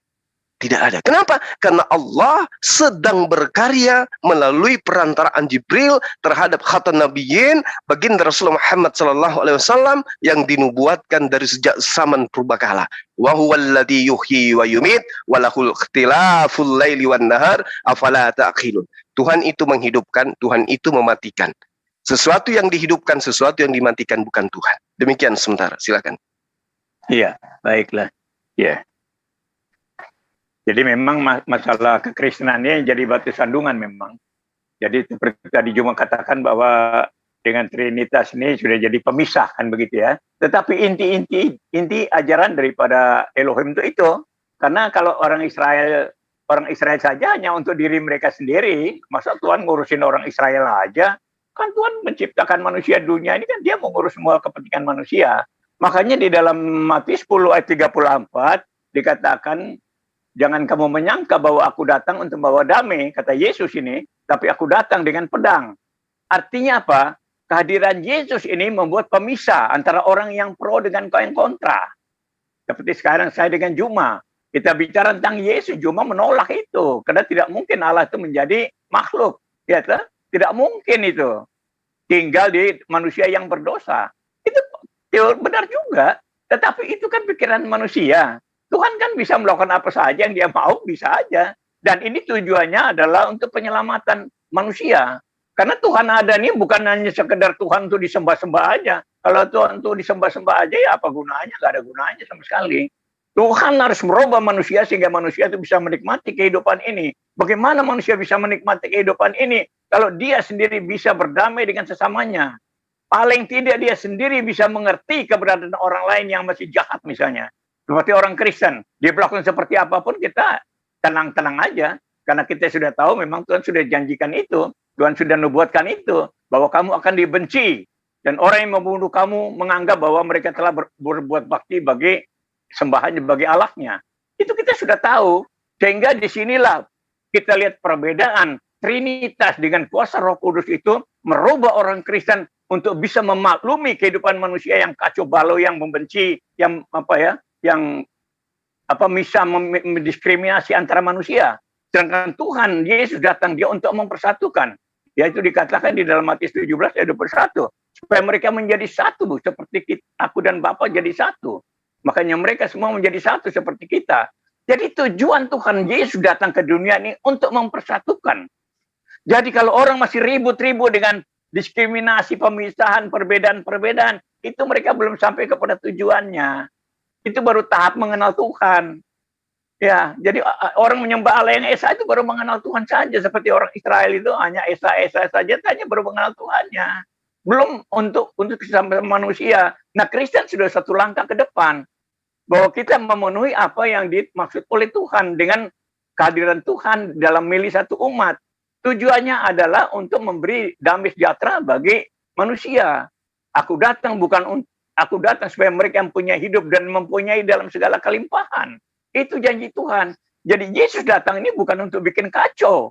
Dia ajarkan supaya kita bisa mengalah satu dengan yang lain. Kita bisa mengampuni kesalahan orang lain. Ya, itu. Aku datang supaya mereka mempunyai hidup dan mempunyai dalam segala kelimpahan. Itu Yohanes 10 ayat 10b. Ya, iblis hanya datang untuk menyesatkan dan membinasakan. Aku datang untuk menyelamatkan, untuk memberi hidup yang kekal. Itu, jadi Yesus datang untuk itu. Bukan hanya ngurusin nyembah Allah yang esa, kita sudah tahu itu. Bahkan kalau orang Israel itu, Yahudi itu aturannya banyak banget itu. Ada Mishpot 613, bahkan 620 aturan-aturan. Kita sudah tahu itu. Tetapi bukan itu masalahnya, karena itu hanya untuk urusan pribadi kita dengan Tuhan. Tapi bagaimana kita menerapkan kehidupan yang baik terhadap sesama manusia, itu menjadi puncak tujuan daripada kehadiran orang Kristen. Ya memang saya akui bahwa orang Kristen tidak semuanya sudah memenuhi itu. Tetapi paling tidak ajarannya itu sudah pasti menuju ke sana. Orang Kristen harus bisa mengalah. Orang Kristen harus bisa mengerti keadaan orang lain. Ya, pikiran orang lain yang seperti apapun kita harus bisa maklumi. Karena itu tujuan ajaran Tuhan itu ke sana. Sehingga paling tidak orang Kristen belajar untuk menjadi contoh bagaimana manusia harus berdamai dengan sesamanya. Makanya Yesus datang untuk memperdamaikan antara manusia dengan Tuhan. Karena setelah manusia jatuh di dalam dosa, putus hubungan dengan Tuhan. Sehingga manusia hidup dengan kemauannya sendiri. Seperti Kain membunuh adiknya Habil. Dan itu secara dan penyakit itu menjalar sampai sekarang. Orang saling bunuh-membunuh, saling mengintimidasi satu yang lain, mencari kesempatan untuk mencari keuntungan sendiri dari kerugian orang lain. Itu kelakuan manusia yang sampai sekarang masih terjadi. Itu. Nah, orang Kristen diajarkan tidak seperti itu. Kita harus maklumi keadaan orang lain yang berbeda. Yang jahat sekalipun kita harus maklumi, karena mereka belum punya Roh Kudus. Mereka belum dituntun untuk hidup dalam kebenaran. Mereka baru membenarkan dirinya saja. Baru mengenal Tuhannya saja. Mereka belum sampai ke tingkat hubungan dengan sesama manusia. Sehingga orang yang menyebut Allah yang esa, itu baru hubungan dengan Tuhan. Mereka belum sampai tingkat hubungan dengan sesama manusia. Seperti yang dikatakan Al-Quran. Hablum minanas, hablum minanas, hablum minallah, hablum minanas. Orang Islam sekarang ini baru sampai hablum minallah saja. Belum sampai hablum minanas. Orang Kristen sudah sampai ke tingkat hablum minanas. Sesama manusia ini mungkin supaya kita tidak ulang-ulang ngomong hal yang sama saja. Saya tadi pernyataan Juma itu hanya ke sana-sana aja. Tapi yang penting bagi orang Kristen supaya orang tahu bahwa orang Kristen itu menjalin hubungan dengan sesama manusia. Kita memaklumi keberadaan orang lain yang berbeda. Karena tanpa Roh Kudus orang akan mementingkan dirinya sendiri. Orang Kristen diajar untuk tidak mementingkan dirinya sendiri, tapi perhatikan kepentingan orang lain juga. Itu ajaran intinya di situ. Jadi manusia itu harus mementingkan kepentingan, menghargai kepentingan orang lain juga. Itu puncaknya dari ajaran Kristen. Sehingga kita harus menjaga hidup yang baik terhadap sesama kita. Bukan kita mendiskriminasikan orang, membeda-bedakan orang seolah-olah kita paling benar. Padahal dengan kita membedakan orang saja sudah nyata bahwa kita itu bukan orang benar. Orang yang benar itu orang yang menjalin hubungan yang baik dengan sesama manusia. Itu kuncinya kehidupan Kristen. Maka Yesus datang untuk itu. Dia memulihkan hubungan dengan Tuhan dan memulihkan hubungan di antara sesama manusia. Karena sampai sekarang orang masih bunuh-bunuhan seperti Rusia dengan Ukraina, itu kerjaan bodoh itu. Coba, itu kerjaan gila semua, bodoh itu. Untuk apa? Ujung-ujungan kekuasaan itu orang cari untuk perutnya sendiri kok. Padahal Tuhan itu tidak suruh mikirkan hanya untuk hidup perutnya sendiri. Tapi bagaimana kita menghargai orang lain sehingga hidup ini betul-betul bermanfaat, berguna bagi sesamanya manusia. Itu kuncinya di situ. Kalau kita masih ngomong pentingin diri sendiri saja, itu kelasnya masih belum meningkat itu. Makanya kekristenan sudah jauh lebih maju, bahwa dia sekarang buktikan dirimu bahwa kamu bisa melayani sesama manusia. Kalau hanya menyembah Tuhan saja itu baru tahap pertama, itu orang Israel itu. Harus jadi orang Kristen yang melayani sesama. Nah, saya kira ini terakhir dari saya, Bang Juma ya. Saya kira sudah cukup ini. Ya, oke, terima kasih. Baik, terima kasih Pak Martin. Jadi kembali kepada konsep yang tadi tentang konsep ketuhanan. Kami umat Islam itu menyadari bahwa konsep la ilaha illallah ketika diajarkan oleh para nabi itu memang hanya berfokus kepada kaum masing-masing. Lalu kemudian Rasulullah Muhammad SAW itu sebagai pembawa kabar gembira. Oleh karena beliau diutus kepada seluruh umat manusia, tidak sama seperti nabi-nabi sebelumnya. Itu diutus masing-masing hanya kepada kaumnya. Kalau baginda Rasulullah Muhammad SAW sebagai pembawa kabar gembira kepada semua kaum di atas muka bumi ini. Ya ayyuhan nasu ubudu rabbakumul ladzi khalaqakum walladzina min qablikum la'allakum tattaqun. Wahai sekalian manusia, sembahlah Tuhanmu yang telah menciptakan kamu dan orang-orang yang telah diciptakan sebelum kamu agar engkau bertakwa. La'allakum tattaqun. Jadi perintahnya seperti itu. Sembahlah Tuhanmu yang telah menciptakan kamu dan orang-orang yang ada sebelum kamu. Sekarang ketika umat Islam itu ditanya, siapa Tuhan yang telah menciptakan engkau, wahai umat Islam? Umat Islam sedunia akan menggaungkan seruan, kami diciptakan oleh Tuhan yang mengutus para nabi. Siapa Tuhan yang mengutus oleh para nabi? Teman-teman Kristen menyebutkan Bapa, teman-teman Yahudi menyebutkan Hasem, dan seterusnya. Dialah esensi itu. Dialah esensi pencipta dan bumi yang patut kita sembah. Makanya umat Islam ketika mereka beribadah sujud, mereka tidak menjadikan satu objek sebagai tumpuan sembahan. Mereka tidak melahirkan sebuah doktrin dogma, Tuhan itu berupa pohon, Tuhan itu berupa manusia, Tuhan itu berupa burung merpati, Tuhan itu berupa ini dan itu tidak. Tapi semata-mata memperlihatkan kesaksian terhadap pencipta langit dan bumi yang maha melihat dan maha menyaksikan bahwa hambanya sedang menyembah kepada Tuhannya yang menciptakan langit dan bumi. Allahu Akbar. Allah yang maha besar. Tanpa harus ada oknum Tuhan di depannya. Tanpa harus ada wujud Tuhan di dalam bentuk karikatur dan seterusnya. Itulah Islam. Ya ayuhan nasu ubudu rabbakumul ladzi khalaqakum. Apa inti daripada penyembahannya? La'allakum tattaqun, agar kemudian orang-orang ini takut kepada Allah. Makanya seruan para nabi seruan para nabi itu mengajarkan umatnya untuk takut kepada Tuhannya. Al-Quran menerangkan, ya ayuhan nasu kulu mimma fil ardi halalan falattabi'u khutuwati syaitan innahu lakum aduwwum mubin. Wahai umat manusia, makanlah dari makanan yang halal dan yang baik yang terdapat di atas muka bumi, dan janganlah kamu mengikuti langkah-langkah setan, sesungguhnya setan itu musuh nyata bagimu. Ini perintahnya jelas kepada seluruh umat manusia, bukan hanya kepada wahai bangsa Arab, wahai bangsa Arab Badui, wahai orang-orang dari Bani Hashim, atau ya Bani Israel, atau ya Musa, atau ya Bani Musa, ya Bani Yakub, tidak ada. Tapi seruannya, ya ayyuhan nas. Siapapun yang merasa manusia dan kemudian merasa memiliki Tuhan, maka seruan ini harus diimani.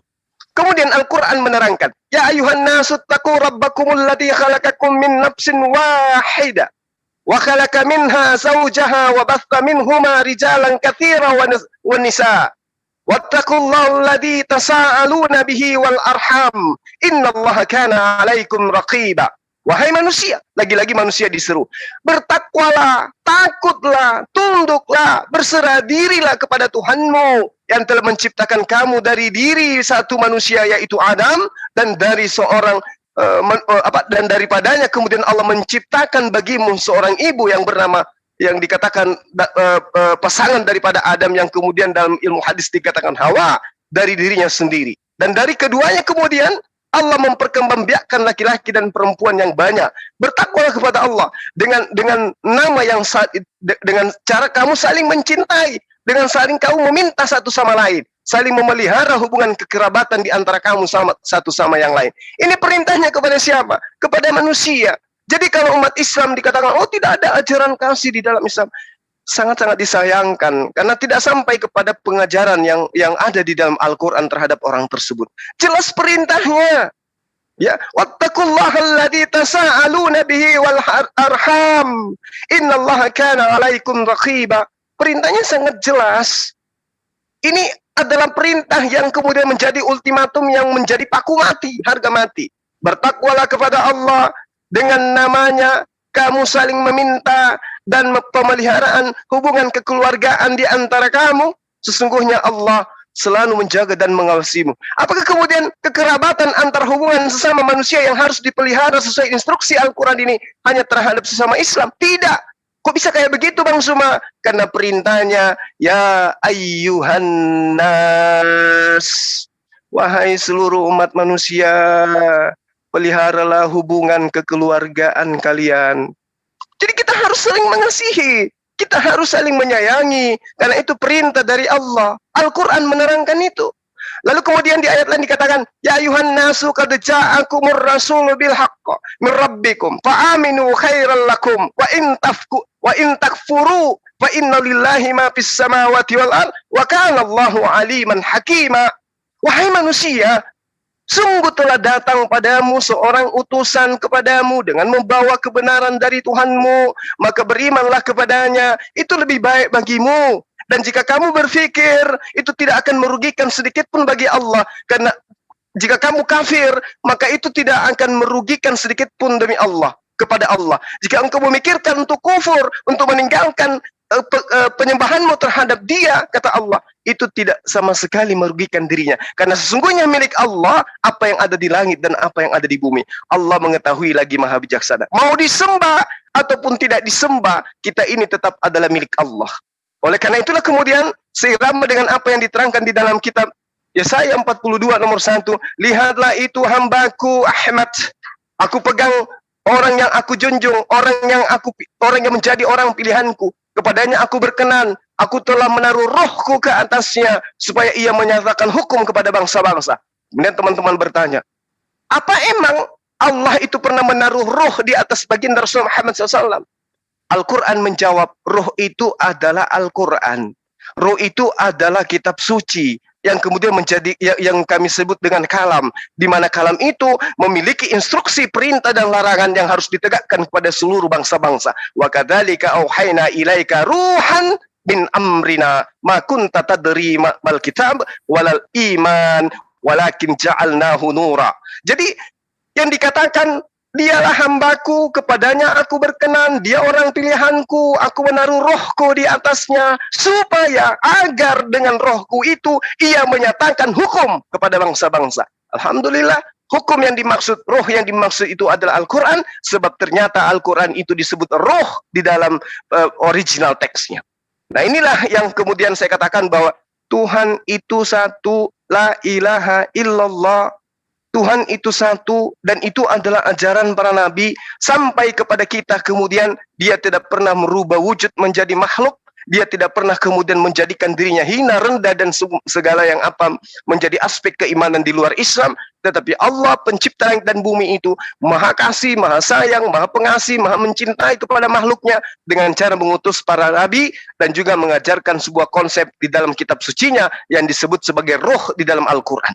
Al-Quran memberikan petunjuk agar manusia itu hidup di dalam kebenaran, menuju kepada keesaan Tuhan, menyembah hanya kepada satu Tuhan, dan kemudian memberikan hal yang terbaik dalam kehidupan dengan menjalankan perintah yang saya katakan tadi, seruan Allah kepada manusia agar satu sama lain itu menjaga kekerabatan, agar satu sama lain menjaga kekeluargaan.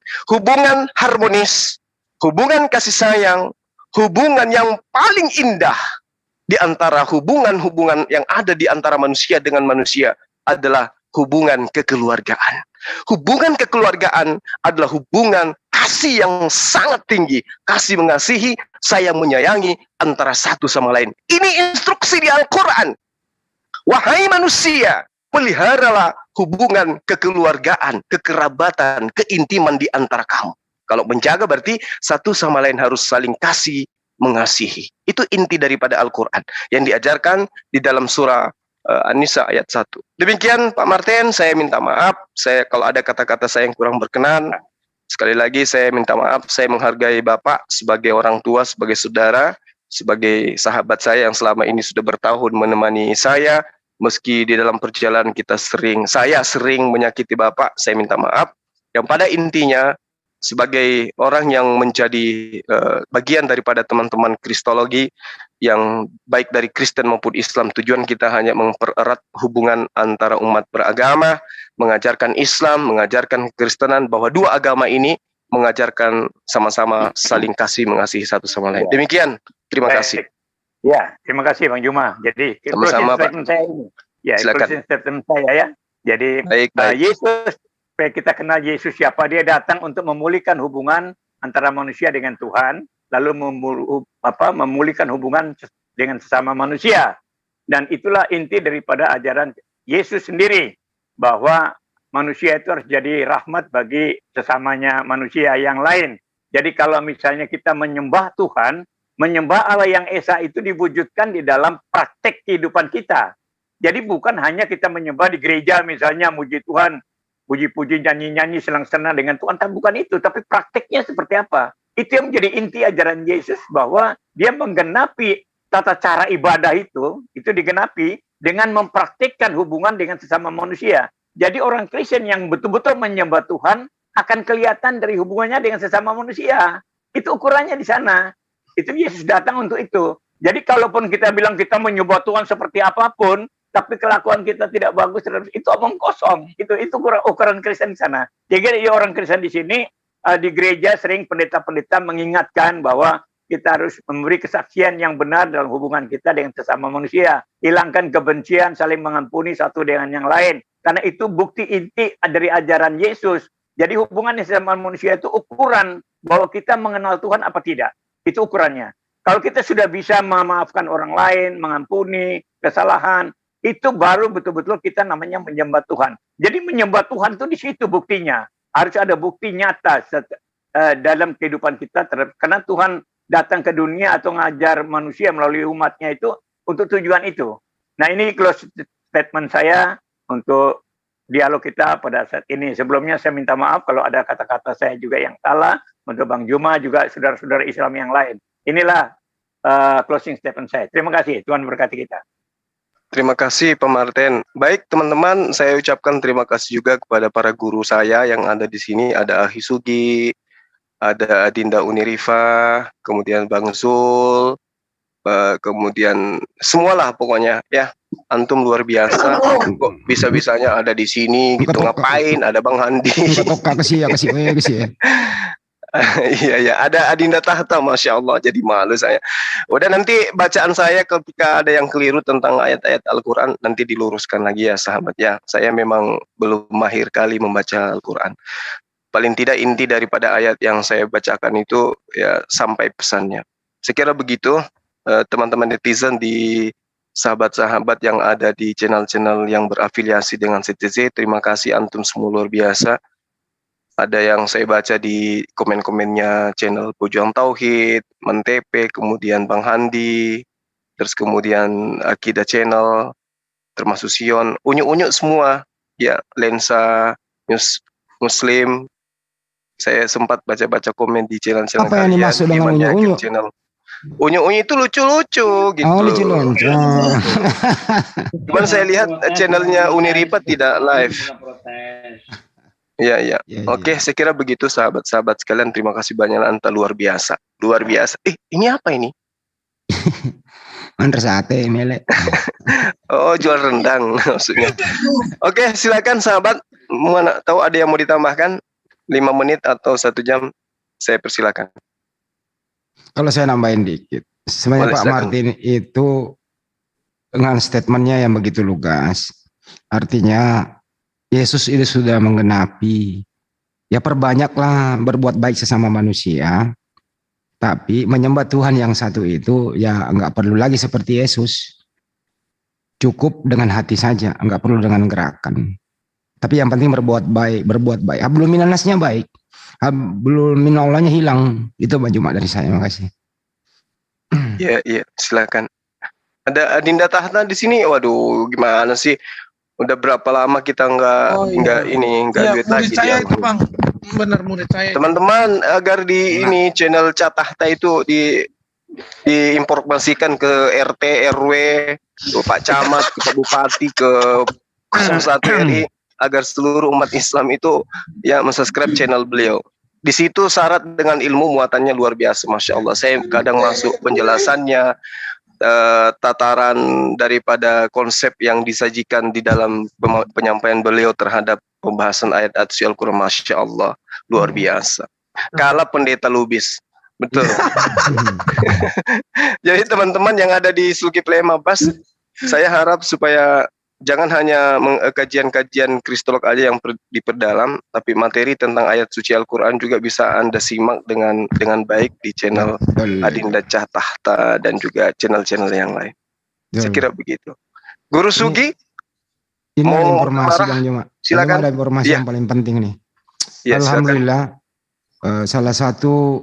Ini kita live Bang, nggak apa-apa. Iya nggak apa-apa. Salah satu tempat hiburan malam yang ada di Jakarta itu telah ditetapkan sebagai tersangka dan 6 orangnya udah ditangkap jadi tersangka. Pengelola salah satu HW namanya di sana, yaitu mengatakan bahwa siapapun yang bernama Muhammad dan Maria itu kalau datang ke KPI itu digratiskan minuman keras. Auzubillah biasa. Langsung diseruduk sama saudara kita Ansor, maksudnya beri peringatan, kemudian ya polisi langsung, karena udah dilaporkan polisi langsung aktif. Alhamdulillah 6 orang sudah ditangkap dan menjadi tersangka, itu laporannya. Iya, makanya teman-teman ya kalau tidak bisa membina akidah akhlak anak-anaknya ya jangan pakai nama Muhammad lah. Kalau Anda kurang yakin bahwa Anda tidak bisa membungkus daripada keimanan anak-anak kita, ya boleh saja menggunakan nama Muhammad, tapi pertanggungjawabkan. Nama itu harus kita pertanggungjawabkan. Nah, teman-teman yang sudah terlanjur nama Muhammad, ya janganlah ke tempat yang kayak begitu. Mending ke tempat saya di gunung sana tuh. Berdiri pas di ujung gunung, nanti saya dorong. Wow, kaget saya Bang Andi. Kok bisa kayak begitu ya? Ya itu dia masalahnya. Tunggu. Dulu waktu saya masih apa ya? Waktu itu masih ya di kantor lagi gitu ya. Ada teman saya setiap bulan puasa itu rajin kali traktir. Tapi yang ditraktir ini ada teman-teman saya yang Muslim. Begitu selesai bulan suci Ramadan dia nggak pernah traktir gitu loh. Dia traktirnya pas bulan puasa aja. Modus juga itu kayaknya tuh. Ya itu dia, makanya ya akhirnya ada kekuatan memang yang secara terstruktur untuk memudarkan umat Islam dari agamanya, dari keyakinannya. Saya kira itu adalah sebuah misi ya untuk menjauhkan kita dari Islam. Saya kira begitu Bang Handi, mungkin masih ada tambahan sebelum kita tutup? Dikit lagi ya. Intinya adalah bahwa yang memakai nama Muhammad itu sangat sakral ya. Pasti Muslim gitu loh. Nah ini kenapa KP yang kayak beginian gitu? Ya ini dipublikasi loh. Di media-media dipublikasi, ditulis di depan, terus di-upload begitu. Yang pemakai nama Muhammad itu kalau berkunjung ke sana gratis minuman keras. Ini kan kurang ajar. Kesel gitu loh, nyebelin gitu. Ya alhamdulillah polisi sudah bertindak aktif secepatnya. Ya udah, itu aja sih. Jadi hati-hati teman-teman di luar sana ya, hati-hati berbicara. Itu Muhammad Sugi, Muhammad Handi, Muhammad Suma. Iya. Dan secara tidak langsung mau menghancurkan akidah Islam dari person ke person gitu loh. Iya, itulah Bang. Ya makanya kehadiran kita di sini untuk berdialog, untuk memberikan edukasi agar generasi Islam itu lebih kuat lagi. Begitu juga teman Kristen agar lebih kuat memahami agamanya gitu ya. Ya itu dia. Kasih Bang Juma, ditutup lah. Silakan teman yang mau tutup. Juma lah. Ini Riva bagus, saya suka gayanya hari ini. Silakan Dek, ditutup Dek. Boleh nambah sedikit? Ya silakan Pak. Orang tadi saya mau dikasih kesempatan diserobot terus. Sengaja. Ini siapa sih ini? Jadi saudara-saudaraku sekalian perlu diingat, musuh iblis di dunia ini cuma satu. Siapa? Islam. Bukan orang Islam ya. Islam musuhnya iblis di dunia ini. Tidak ada yang lain. Musuh iblis cuma Islam. Maka jangan heran kalau mereka pengikut-pengikut setan itu, pengikut iblis itu berusaha keras bagaimana menjauhkan umat dari Islam. Maka jangan heran kalau seperti yang dikatakan Bang Andi, kalau namanya Muhammad atau namanya pakai istilah-istilah yang identik dengan Islam, digratisi minuman keras. Mereka akan berusaha sekeras mungkin ya untuk menjauhkan umat dari Islam. Tapi percayalah apapun yang mereka lakukan ya tidak akan berpengaruh kepada Islam. Jangankan hanya kelas coro-coro seperti itu. Sedangkan di zaman dahulu ya perlawanannya orang-orang ya melawan Islam itu lebih dahsyat kalau kita bandingkan dengan sekarang. Mereka rela kehilangan nyawa ya seperti Abu Jahal, Abu Lahab dan Abu Janda. Ya Abu Janda masuk enggak ya? Termasuklah ya. Nah, itu saja enggak berpengaruh kepada Islam, apalagi cuma kelas-kelas coro. Percayalah Islam tetap akan tegak karena Allah yang akan menjaga agama ini dan Allah menjanjikan kemenangan terhadap agama ini. Itu saja yang saya sampaikan. Silakan ditutup Unirifa. Kalau nggak ada Unirifa silakan Pak De ditutup. Aja. Silakan Unirifa. Rifa. Jauh dia, sibuk di dapur. Halo, cek. Oh, Tadi iya, suara aku ada. nggak kedengeran. Pelan, agak pelan. Ih, tadi aku pakai itu nggak bisa ternyata Pak De. Assalamualaikum semuanya. Kenapa ada bohlam di atas kepala ya? Aku kan Bunda Maria. Jangan. Ketularan virusnya Bang Jul.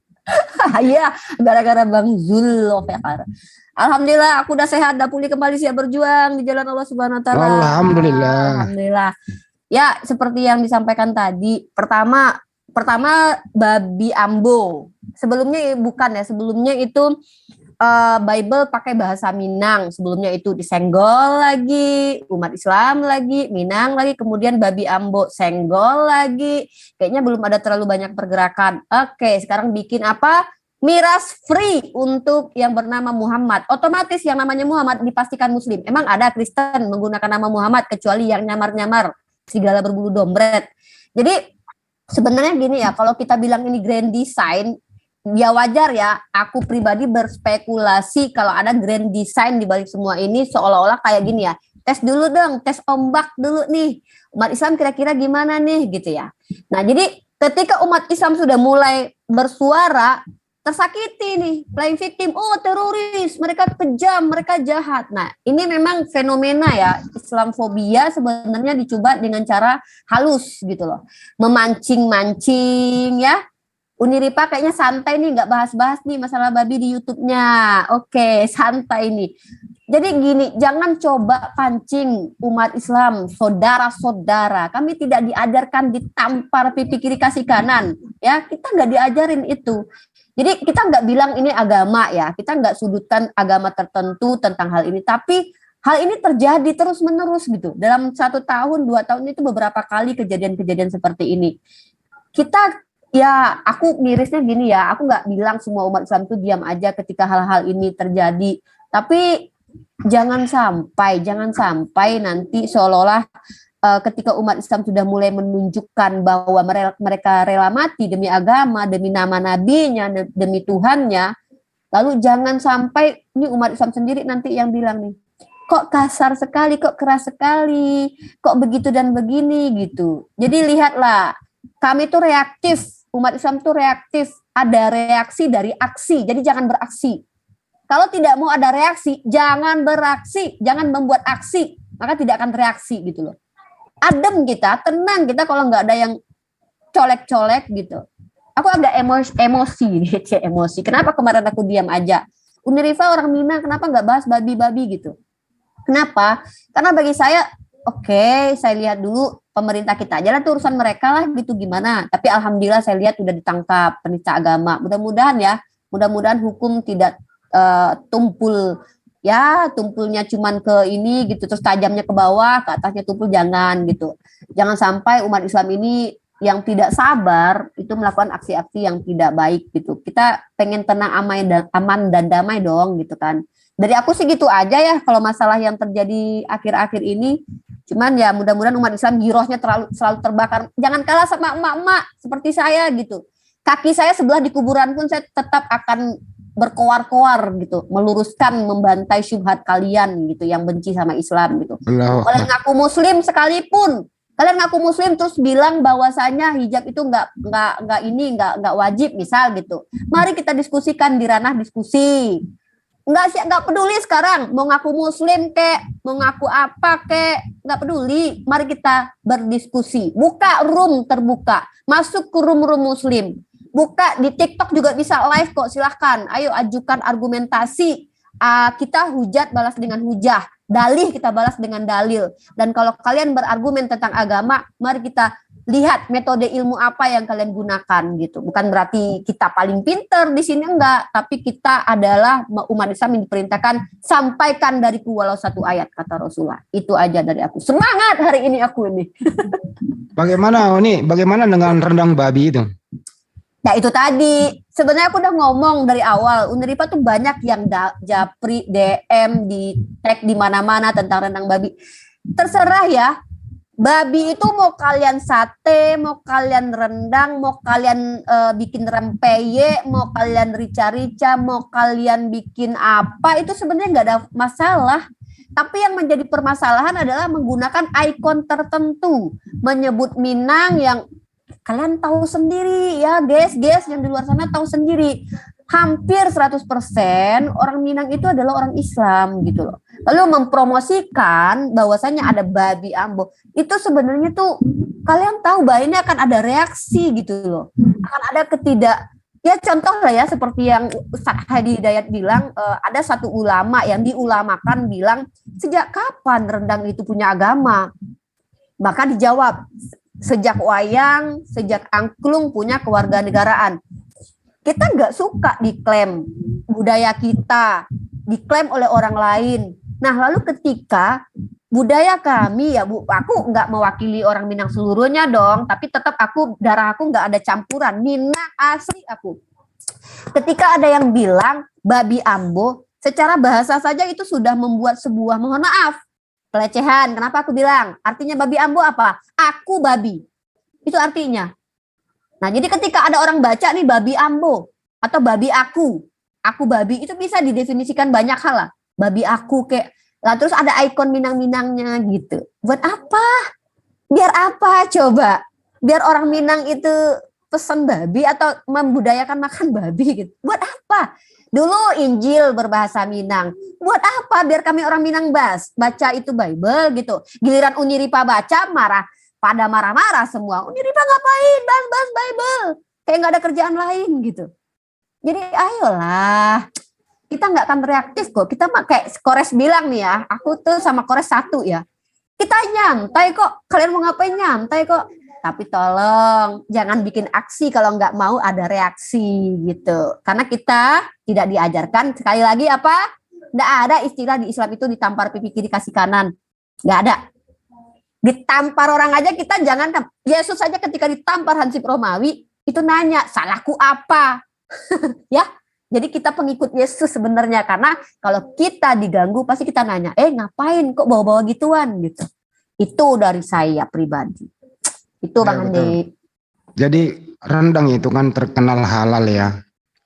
Kalau diganti dengan babi, apalagi babi Ambo, itu Ambo kan saya. Jadi kalau ada Muslim membacanya babi saya, jadi konotasinya nggak etis banget. Inilah cara-cara iblis ya merasuki ya di macam lini, mereka berusaha memasuki untuk merusak akidah itu, baik dengan secara langsung maupun dengan secara ya kayak begini-begini nih gitu. Kita punya budaya Bang Hadi, ya. Di Makassar punya budaya, di Jawa Tengah punya budaya.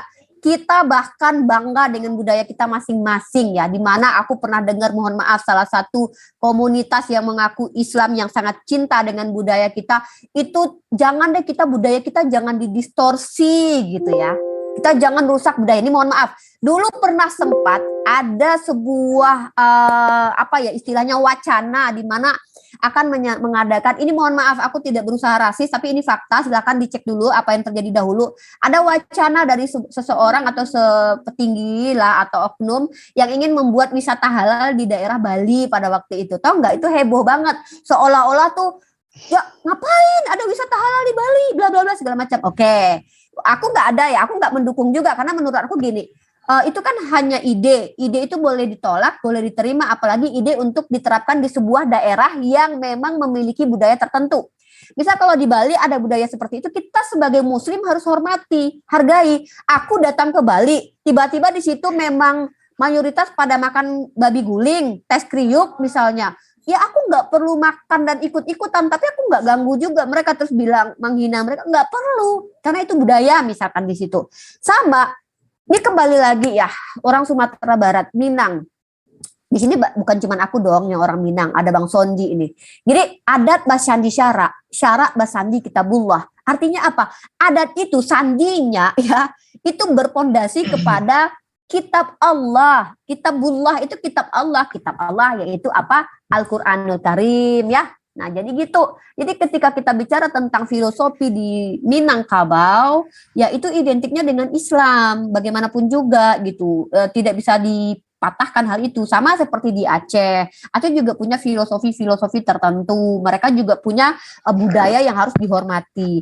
Jangan coba disenggol-senggol gitu, nggak bagus karena nanti memecah belah kita, nanti antara orang Sumatera Barat dengan ini nanti jadi rasis, jadi gitu. Janganlah, nggak usah lah, sudah cukup masalah Indonesia ini dengan berbagai masalahnya, jangan tambahi lagi ya buat yang oknum-oknum di luar sana yang coba-coba ingin memisahkan negara kita dengan cara-cara licik, dengan cara propaganda, dengan cara bisa jadi dengan cara ini gagal nih.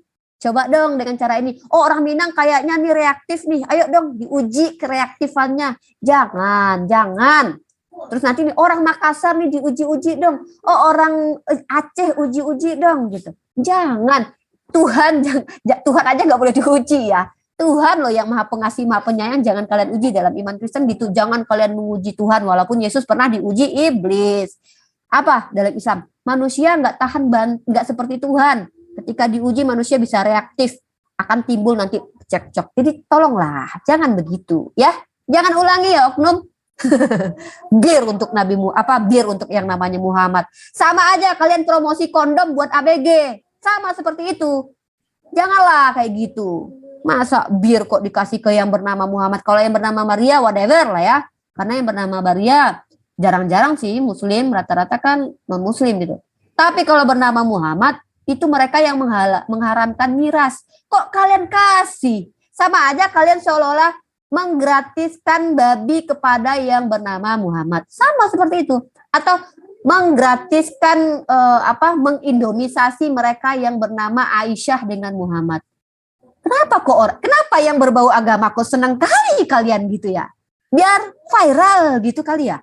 Heran saya mah. Kenapa aku jadi emosi Bang Handi gara-gara Bang Handi ini? Aku nggak mau bahas sebenarnya ini. Nggak, aku jujur Bang Handi. Aku nggak mau bahas. Coba lihat di TikTok aku nggak bahas itu. Di YouTube aku nggak bahas karena aku coba udah biarinlah dulu. Tapi kok makin lama makin kesini makinnya gitu ya disenggol-senggol mulu kita ini umat Islam ini. Ya ujian buat kita lah Bang Handi. Mudah-mudahan kita tetap sabar ya. Mudah-mudahan Bang Juma, aku, Bang Handi, Bang Zulfikar, Pak Desugi kita tetap bersabar gitu. Sampai waktunya datang gitu. Betul. Nabi Isa turun nanti. Nah itu aja lah, makin emosi aku mah. Mama pendapat udah ini dulu, udah Sondi. Udah Sondi. Udah. Ya, Bang Andi. Ya silakan udah. Bagaimana reaksi statementnya udah ini ada lagi nih. Menggratiskan minuman keras. Setelah rendang babi, ini lagi menggratiskan lagi minuman keras kepada yang bernama Muhammad. Silakan udah. Iya, sebenarnya kalau banyak dari segi aspek yang bisa kita nilai ya. Kalau kita bicara dari segi aspek hukum itu udah jelas menyalahi, bahkan termasuk juga itu penistaan agama. Artinya apa? Dengan dia mengajak, itu kan mengajak itu. Ya, walaupun secara ini narasinya itu kan dikatakan bagi yang ini gratis. Itu kan sifatnya dia mengajak. Cuma enggak begitu ini, tapi bahasanya itu memang bahasa mengajak. Artinya di sini udah termasuk penistaan. Ya kenapa harus menjual-jual nama Rasulullah, nama ini, nama itu gitu loh.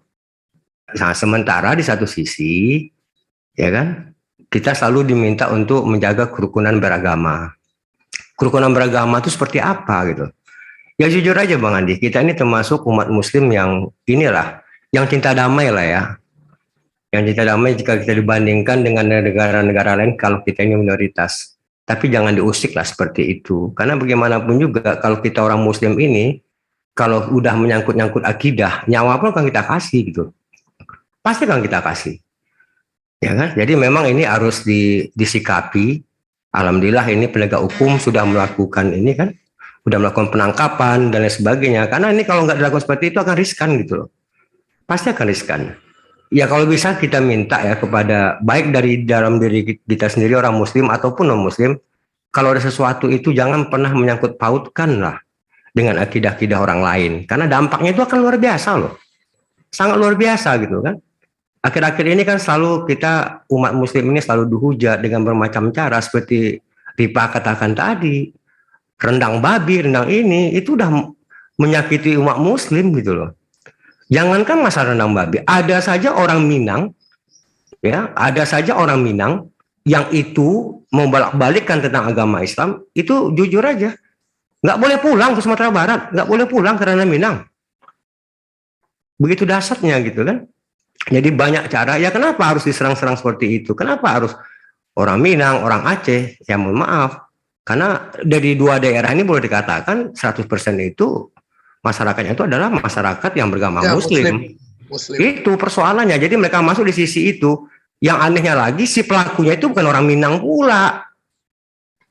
Menjual-jual nama Minang, ya alhamdulillah udah dilakukan penangkapan walaupun dia mengatakan ini kejadian 2 tahun yang lalu. Terlepas 2 tahun yang lalu atau yang ke depan janganlah ini. Ya, yang kedua kita minta seperti itu. Ya, artinya apa? Artinya mari kita sama-sama lah menjaga kerukunan hidup beragama ini. Kalau kita memang ingin negara kita ini tetap ini. Bukankah kita ini Bhinneka Tunggal Ika? Ya, kalau kita lihat sejarah perjuangan, ya, kemerdekaan kita ini dari oleh siapa? Dari oleh para ulama. Ya kan? Di saat kita perang selalu kelima itu apa? Takbirnya apa? Allahu Akbar. Di mana-mana itu bergema. Bahkan saking kita ini betul-betul menjaga kebinekaan, yang tadinya itu Pancasila yang pertama itu kan bukan Tuhan Yang Maha Esa itu. Tapi karena kita menghargai perbedaan, para ulama itu mengalah. Makanya dijadikan Tuhan Yang Maha Esa itu kalimatnya, narasinya. Jadi ini kita minta jangan sekali lah bermain seperti ini, apalagi menyangkut pautkan tentang sesuatu hal yang dilarang oleh agama, tapi kesannya mengajak sesuatu agama itu untuk masuk ke sana, ya bahkan dengan gratis, dengan ini, dengan itu benar-benar luar biasa, menyakitkan itu. Ya masih baiklah umat Islam itu masih mau mendatangi ini. Kalau seandainya dibakar, nah nanti dibilang, ya mayoritas ini zalim, ini selalu seperti itu, ngelesnya seperti itu gitu loh. Sementara di satu sisi mereka nggak bisa menjaga. Jadi kita harapkan ke depan, ya janganlah membawa nama agama, nama daerah yang dimana di daerah itu mengharamkan sesuatu makanan itu, tapi dibawa nama daerah itu. Kalau orang udah bicara rendang dimanapun di dunia ini, kalau orang udah bicara rendang itu berarti buatan orang Minang. Itu nggak bisa dipungkiri, itu udah hak paten gitu loh. Ya sama kesannya kalau kita berbicara tentang makanan-makanan ciri khas itu pasti sudah ada ciri khas yang melekat gitu loh. Jadi ini kita minta hindarilah seperti itu, ya jangan berbau sara agama dan sebagainya karena ini sangat riskan akan terjadi perpecahan. Mungkin begitu Bang Andi, makasih. Assalamualaikum warahmatullahi wabarakatuh. Waalaikumsalam warahmatullahi wabarakatuh. Udah banyak netizen nih, saudara-saudara kita. Udah sondi siapa sih? Tiba-tiba ada nongol di JCC langsung ger gitu. Banyak memberi edukasi kepada kita. Disiplin keilmuannya apa sih begitu? Apakah masih beracara? Apakah masih ngajar? Dan seperti apa ke depannya gitu loh. Silakan udah. Bang Andi lah menyampaikan, Bang Andi nggak enak kalau aku menyampaikan. Kuda Sondi adalah putra Minang yang kalau dibilang punya kapasitas bicara ya punya gitu. Jadi kalau mau tanya udah Sondi langsung Japri aja. Aku yang mewakili. Hai. Ya kalau nanti kesannya, mohon maaf ya, bukan kesannya membanggakan, tidak. Ya, orang tua saya berasal Sumatera Barat dari Parangpanjang. Saya besar lahir di Kota Pekanbaru. Ya, saya menghabisin kuliah S1, S2 itu di Bandung. Alhamdulillah di S3 saya di Universitas Islam Bandung. Kebetulan orang tua saya bekerja di Caltech di perusahaan minyak Amerika. Alhamdulillah itu selama ini aktivitas saya, alhamdulillah saya pernah duduk sebagai anggota DPRD selama 15 tahun. Dari 2004 sampai 2019, alhamdulillah 10 tahun menjadi pimpinan DPRD. Hari ini saya balik ke kampus menjadi guru lah ya, cakgu gitu loh kan. Menjadi cakgu. Cikgu. Menjadi cikgu. Kalau cikgu itu parusi di Pak. Oh iya ya, selamat pagi cikgu. Jadi itu Bang Andi, sehari-hari saya ini selain di dosen, saya juga aktivitas di pengacara, advokat, tapi lebih banyak saya beracara itu, mohon maaf, bukan untuk menyombongkan diri, lebih banyak saya memberi bantuan hukum itu kepada masyarakat tidak mampu. Dan saya paling banyak menolak kalau ada kasus-kasus korupsi itu nggak mau saya tangani. Tapi kalau ada masyarakat tidak mampu, alhamdulillah boleh di cross check.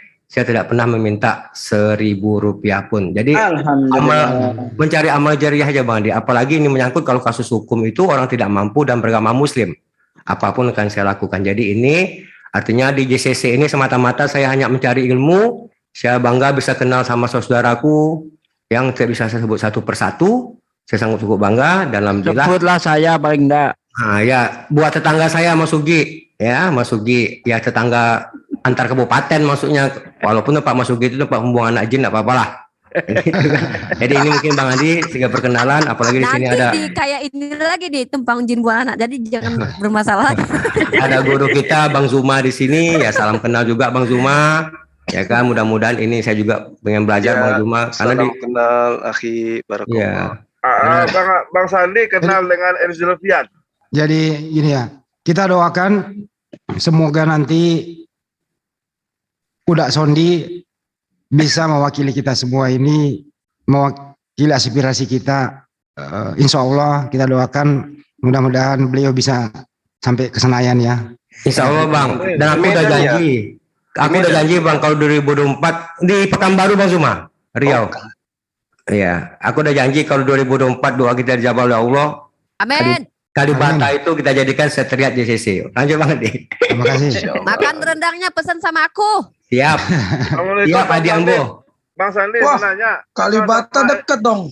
Bang Sandi kenal sama dengan Erzul Fiat. Boleh Bang Emil tanyalah sama beliau Bang Emil.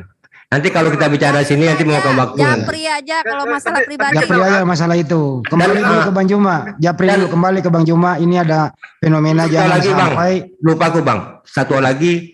Alhamdulillah aku selain pada di situ aku juga kalau di adat Minangkabau aku sekarang juga diberi amanah sebagai ketua umum suku Peliang Provinsi Riau. Suku Peliang itu adalah suku induk di Sumatera Barat. Demikian Bang Andi, makasih. Terima kasih Dr. Sondi. Suku Peliang Budi Ciniago. Ya, kembali ke Bang Juma. Bang Juma ini berupa kuliner nih. Kita di Makassar tuh Sulawesi Selatan terkenal dengan coto Makassarnya. Coto ini Makassar. Jangan sampai menjadi incaran lagi gitu. Ada coto Makassar babi gitu. Waduh, ini mudah-mudahan nggak ada, tapi perlu segera kita jangan sampai dari Pulau Jawa, dari Pulau Sumatera nyebrang ke Sulawesi. Ini harus diantisipasi. Bagaimana komentarnya Bang Juma? Iya, jadi apa ya bilangnya, sebagai agama syiar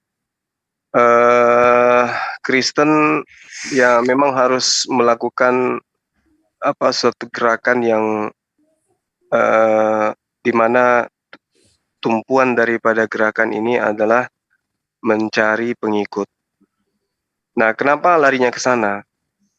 Karena memang yang kita lihat waktu kejadian gempa di Palu kemarin ya kan, ketika teman-teman MCI Palu kontak saya, Bang coba lihat di asrama haji benar nggak ini ada telepon, ada gerakan-gerakan. Saya sendiri dengan mata kepala saya langsung ke sana melihat dan memang ya gencar hal-hal kayak begitu memang mereka selalu jadikan momen untuk mencari pengikut gitu.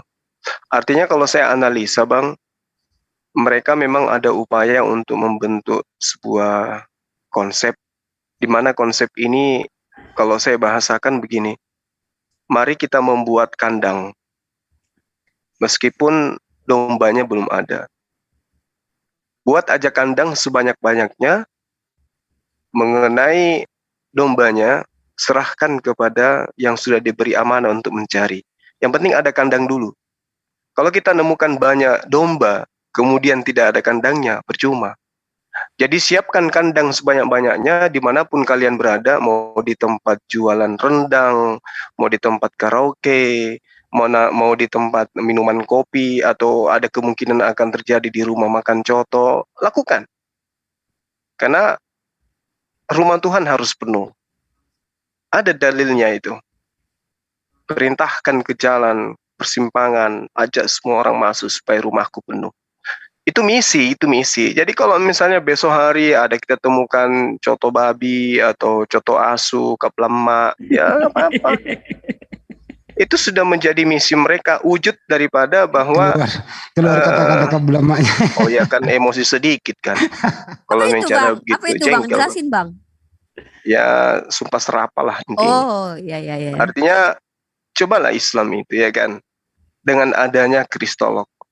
Kristolog ini muncul kemudian membuat para ulama terheran-heran. Saya dapat telepon dari MUI, dari teman-teman baik yang di pusat maupun di Makassar. Loh kok bisa ada satu ruang dakwah yang kayak begini modelnya? Atau coba lihat.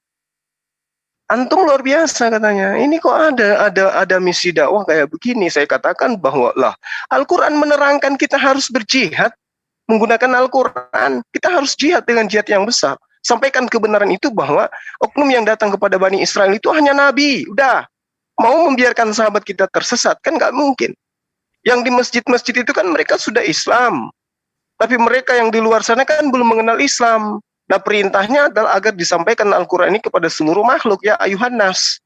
Oh begitu ya? Iya. Ya sudah kalau begitu kita support kalian. Silakan dengan cara-cara yang baik. Itu di Islam Pak. Menyampaikan sesuatu dengan kaidah, menyampaikan sesuatu dengan sistem, menyampaikan sesuatu dengan normatif. Jadi tidak perlu kita kemudian membuat rumah makan apa ya yang supaya kita bisa ini. Rumah makan apa ya supaya kita bisa mengislamkan orang? Nggak ada kan? Tapi kalau mereka rumah makan ini, rumah makan itu, ya itulah. Nah, satu keistimewaannya.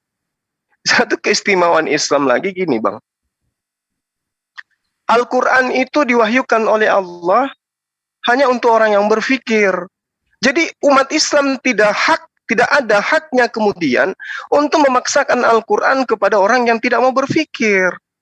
Karena kenapa Al-Quran itu selalu senantiasa dimanapun berada, selalu ada original teksnya. Karena Al-Quran itu hanya diperuntukkan bagi mereka yang berpikir, bagi mereka yang berakal. Bagi yang tidak berakal, Al-Quran itu tidak dicipta untuk mereka. Berbeda dengan kitab yang memang sudah diterjemahkan. Al-Quran tidak bisa diterjemahkan. Maksudnya Al-Quran tidak bisa kemudian hanya terjemah, dihapuskan original teksnya. Kenapa? Karena Al-Quran itu bukan untuk seluruh manusia, dalam arti kata Al-Quran itu tidak bisa dipaksakan kepada semua manusia. Coba kita lihat di Monas, ya. Pada hari-hari Car Free Day misalnya. Ibu-ibu yang sudah jalan pun susah. Diajari percaya kepada Yesus akan selamat Bu. Percaya dia adalah Raja, dia adalah Tuhan dalam rupa manusia. Loh ini nenek-nenek jalan pun susah masih juga didoktrin seperti itu. Kalau Islam kayak begitu kayak mana? Orang yang paling kuat di dalam ajaran, di dalam fisiknya kemudian diajarkan tentang Allah itu esa. Ayo mari kita sujud. Itu susah loh itu. Karena panggilannya adalah dalam kalbu. Hanya orang-orang yang memiliki hati yang lembut, yang lunak, yang bisa menerima Islam. Makanya Al-Quran disajikan dengan original teksnya. Itu artinya Al-Quran la ikraha fiddin. Tidak ada paksaan bagi mereka. Yang mau belajar Islam pasti bisa membaca Quran. Silakan. Yang mau belajar Islam silakan baca Quran. Kalau nggak bisa berarti Islam tidak bisa untuk Anda.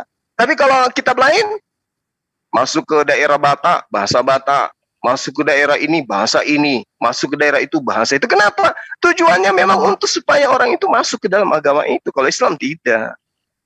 Islam itu punya konsep. Makanya kalau ada rumah makan coto asu, coto babi, coto yang kayak begitulah pokoknya ya. Itu artinya bahwa agama ini sudah putus asa. Mereka putus asa, mereka ya pesimis terhadap ajaran agamanya. Nah, itulah keistimewaannya. Kenapa Islam 100% di Nusantara ini dijajah dengan non-Islam, tapi mereka mayoritas Islam ini. Kenapa seperti itu? Karena Islam itu logika, Islam itu akal, Islam itu wahyu. Tidak sama seperti agama lain. Yang mau masuk ke sana adalah mereka yang cenderung kepada kebebasan terhadap perintah Tuhan, kemudian memoles lisannya dengan kami ini anak-anak Tuhan. Anak-anak Tuhan gimana, sunat aja kagak. Saya kira begitu Bang Handi, terima kasih banyak. Jangan sampai ada di Makassar karena jangan sampai. Ya udahlah. Satu lagi nih. Ya, satu lagi yang fenomena yang berkembang, saya minta pendapat semua narasumber nih. Bahwa dalam berhujah mereka cenderung memakai buku pendapat di luar daripada seorang muslim. Seperti kejadian semalam, untung saya mendengarkan, langsung saya minta buktinya yang dijadikan hujah oleh ibu atau saudara Uti Watimena itu, bahwa buku Anisoro yang membuat True Furqan atau Al-Furqan atau Al-Quran palsu ini dipakai Uti Watimena untuk menceritakan perjuangan Nabi Muhammad SAW dalam berperang. Akhirnya disalahgunakan. Nah, ini juga perlu diluruskan. Bagaimana pendapat narasumber nih? Kalau ada hujah-hujah demikian begitu, silakan. Udah Ripa dulu. Ya, kembali lagi, simple ya. Kalau Tante Uti pakai data Anisorof kan kita juga bisa bawa data lain. Karena perspektif tentang Yesus itu ngapain, kemana, dan siapa Yesus itu banyak. Nah, Tante Uti harus bisa terima kita bawa data dari Yahudi yang mengatakan bahwa Yesus itu adalah seperti di dalam Gitin 5 gitu. Ya, itu sebenarnya Tante Uti gimana ya? Kan aku bilang tadi malam. Kalau Bunda Maria tadi malam sih cukup berusaha untuk menjelaskan walaupun dia jujur mengatakan terjemahannya salah Mbak Rifa. Tante Uti kan memang jauh dari nilai akademis. Tante Uti kan memang dari dulu sudah terkenal dengan, ya kalau aku bilang mah paham lah siapa Tante Uti gitu, nggak terlalu berharap lah Tante Uti ini untuk benar-benar ada nilai edukasinya gitu, orang udah tahu semua. Cuman kalau pakai data-data dari pembenci Islam, maka Islam tidak perlu melakukan hal yang sama menggunakan data dari orang yang benci Kristen, karena nggak ada orang Islam yang benci Kristen, nggak ada orang Islam yang menjelekkan Yesus, tuh nggak ada. Emang ada ulama yang membuat spesial buku khusus untuk Yesus adalah makhluk hina begitu? Nggak ada. Justru di dalam Al-Quran dia adalah utusan Tuhan, ibunya dimuliakan, dan bahkan kita diperintahkan untuk memuliakan. Beda Tante Uti mah. Tapi justru tadi malam lucunya Tante Uti kaget si Bunda Marianya. Kata aku dengar kabar ya, Bang John bilang katanya kaget ketika aku bawa dalil di mana di Table Talk 18 Martin Luther mengatakan bahwa Yesus itu melakukan hal-hal yang bahkan aku sendiri nggak sanggup untuk mengucapkannya. Iya, nggak perlu. Ya, jadi Bang Handi maksudnya apa ini Bang Handi? Maksudnya begini Bang Joma. Ibu Uti, maaf deh Uni Rifa. Ya gimana? Ibu Uti memakai data Anisoro. Ada bukunya Anisoro yang sudah lusuh. Di situ Anisoro membuat yang dulu yang bikin Al-Quran gitu ya? Betul, yang membuat Al-Quran palsu. Walah. Nah, dia memakai data itu menceritakan perjuangan Nabi Muhammad SAW berperang, pasti salah. Nah, ini dipakai hujah semalam untuk menyerang Rifa. Kan udah mencret-mencret. Iya, ntar dulu. Jadi itu laporannya Bang Juma. Makanya saya dengar langsung saya hentikan. Iya, baik. Gitu. Silakan Bang Juma. Ya. Jadi gini, Al-Quran itu datang dengan menggunakan bahasa Arab. Apa tujuannya? Supaya orang-orang Arab yang ahli syair, yang ahli bahasa, itu menguji keotentikan Al-Quran sebagai kalamullah. Contoh misalnya nih, ketika Al-Quran mengatakan zalikal kitabul la raiba fihi hudal lil muttaqin. Ada belasan ilmu yang harus dilewati kalimat ini supaya lolos sebagai kalam. Harus sesuai dengan, harus kemudian berdasar terhadap nahwu sharaf, kena klop. Ilmu balaga, ilmu ma'ani, ilmu nahwu, ilmu tajwid, ilmu makhraj dan seterusnya. Kalau ada sebuah kalimat misalnya tiada kemilau seindah sangsil, kita uji dulu. Masuk enggak dia? Kena enggak pada ilmu asbabul nuzul? Kena enggak dia terhadap apalagi tuh ilmu nahwu, ilmu sharaf, ilmu i'rab dan seterusnya? Masuk enggak? Tidak. Jadi ayat Al-Qur'an itu tidak karena dia bahasa Arab, karena dia adalah kata-kata yang bisa dilisankan, kemudian bisa disetarakan dengan Al-Quran. Tidak sama sekali, saya katakan. Coba ketika mereka ini membuat, makanya Allah itu menantang. Karena tantangan Allah itu bukan hanya semata-mata peletakan kata dengan kata, disambung dengan kata sehingga membentuk kalimat, bukan. Yang ditantang oleh Allah, Al-Quran itu, muatan yang ada di dalamnya itu. Bagaimana kemudian ketika Al-Quran itu diwahyukan, apakah bangsa Arab sudah ngerti nahwu? Sudah mengerti tata bahasa Arab, udah ngerti dia bagaimana kemudian ini di fathah, ini di kasrah, ini dhamma, ini dan seterusnya. Apakah sudah mereka pelajari itu? Tidak. Tapi ketika Al-Quran itu datang, tatanan yang saya maksud itu berkesesuaian dengan titik demi titik, poin demi poin di dalam ayat suci Al-Quran. Nah, yang dibuat sama si soru-soru itu bisa nggak? Nggak bisa dia. Terus yang kemudian yang kedua, Al-Quran begitu datang, kepada kaum yang menerima dan memahami keyakinan budaya secara turun-temurun bahwa dewa-dewa mereka itu banyak, pencipta itu banyak, dan memiliki konsekuensi kekuasaan berdasar terhadap wilayah masing-masing. Sama seperti orang Hindu, sama seperti orang Buddha, ada dewa angin, ada dewa api, ada dewa laut, ada dewa padi. Itu yang dipahami oleh bangsa Arab kala itu. Begitu Islam datang dengan Al-Quran mengatakan, Qul huwallahu ahad, mereka kemudian menggaungkan itu dan mereka meninggalkan keyakinan lama mereka menuju kepada Quran. Nah sekarang di mana si soru-soru itu bikin kitab? Apakah sekelilingnya ada yang mengimani? Tidak. Kenapa? Tidak ada muatan kecintaan terhadap kitab itu. Pembuktian sederhananya gini.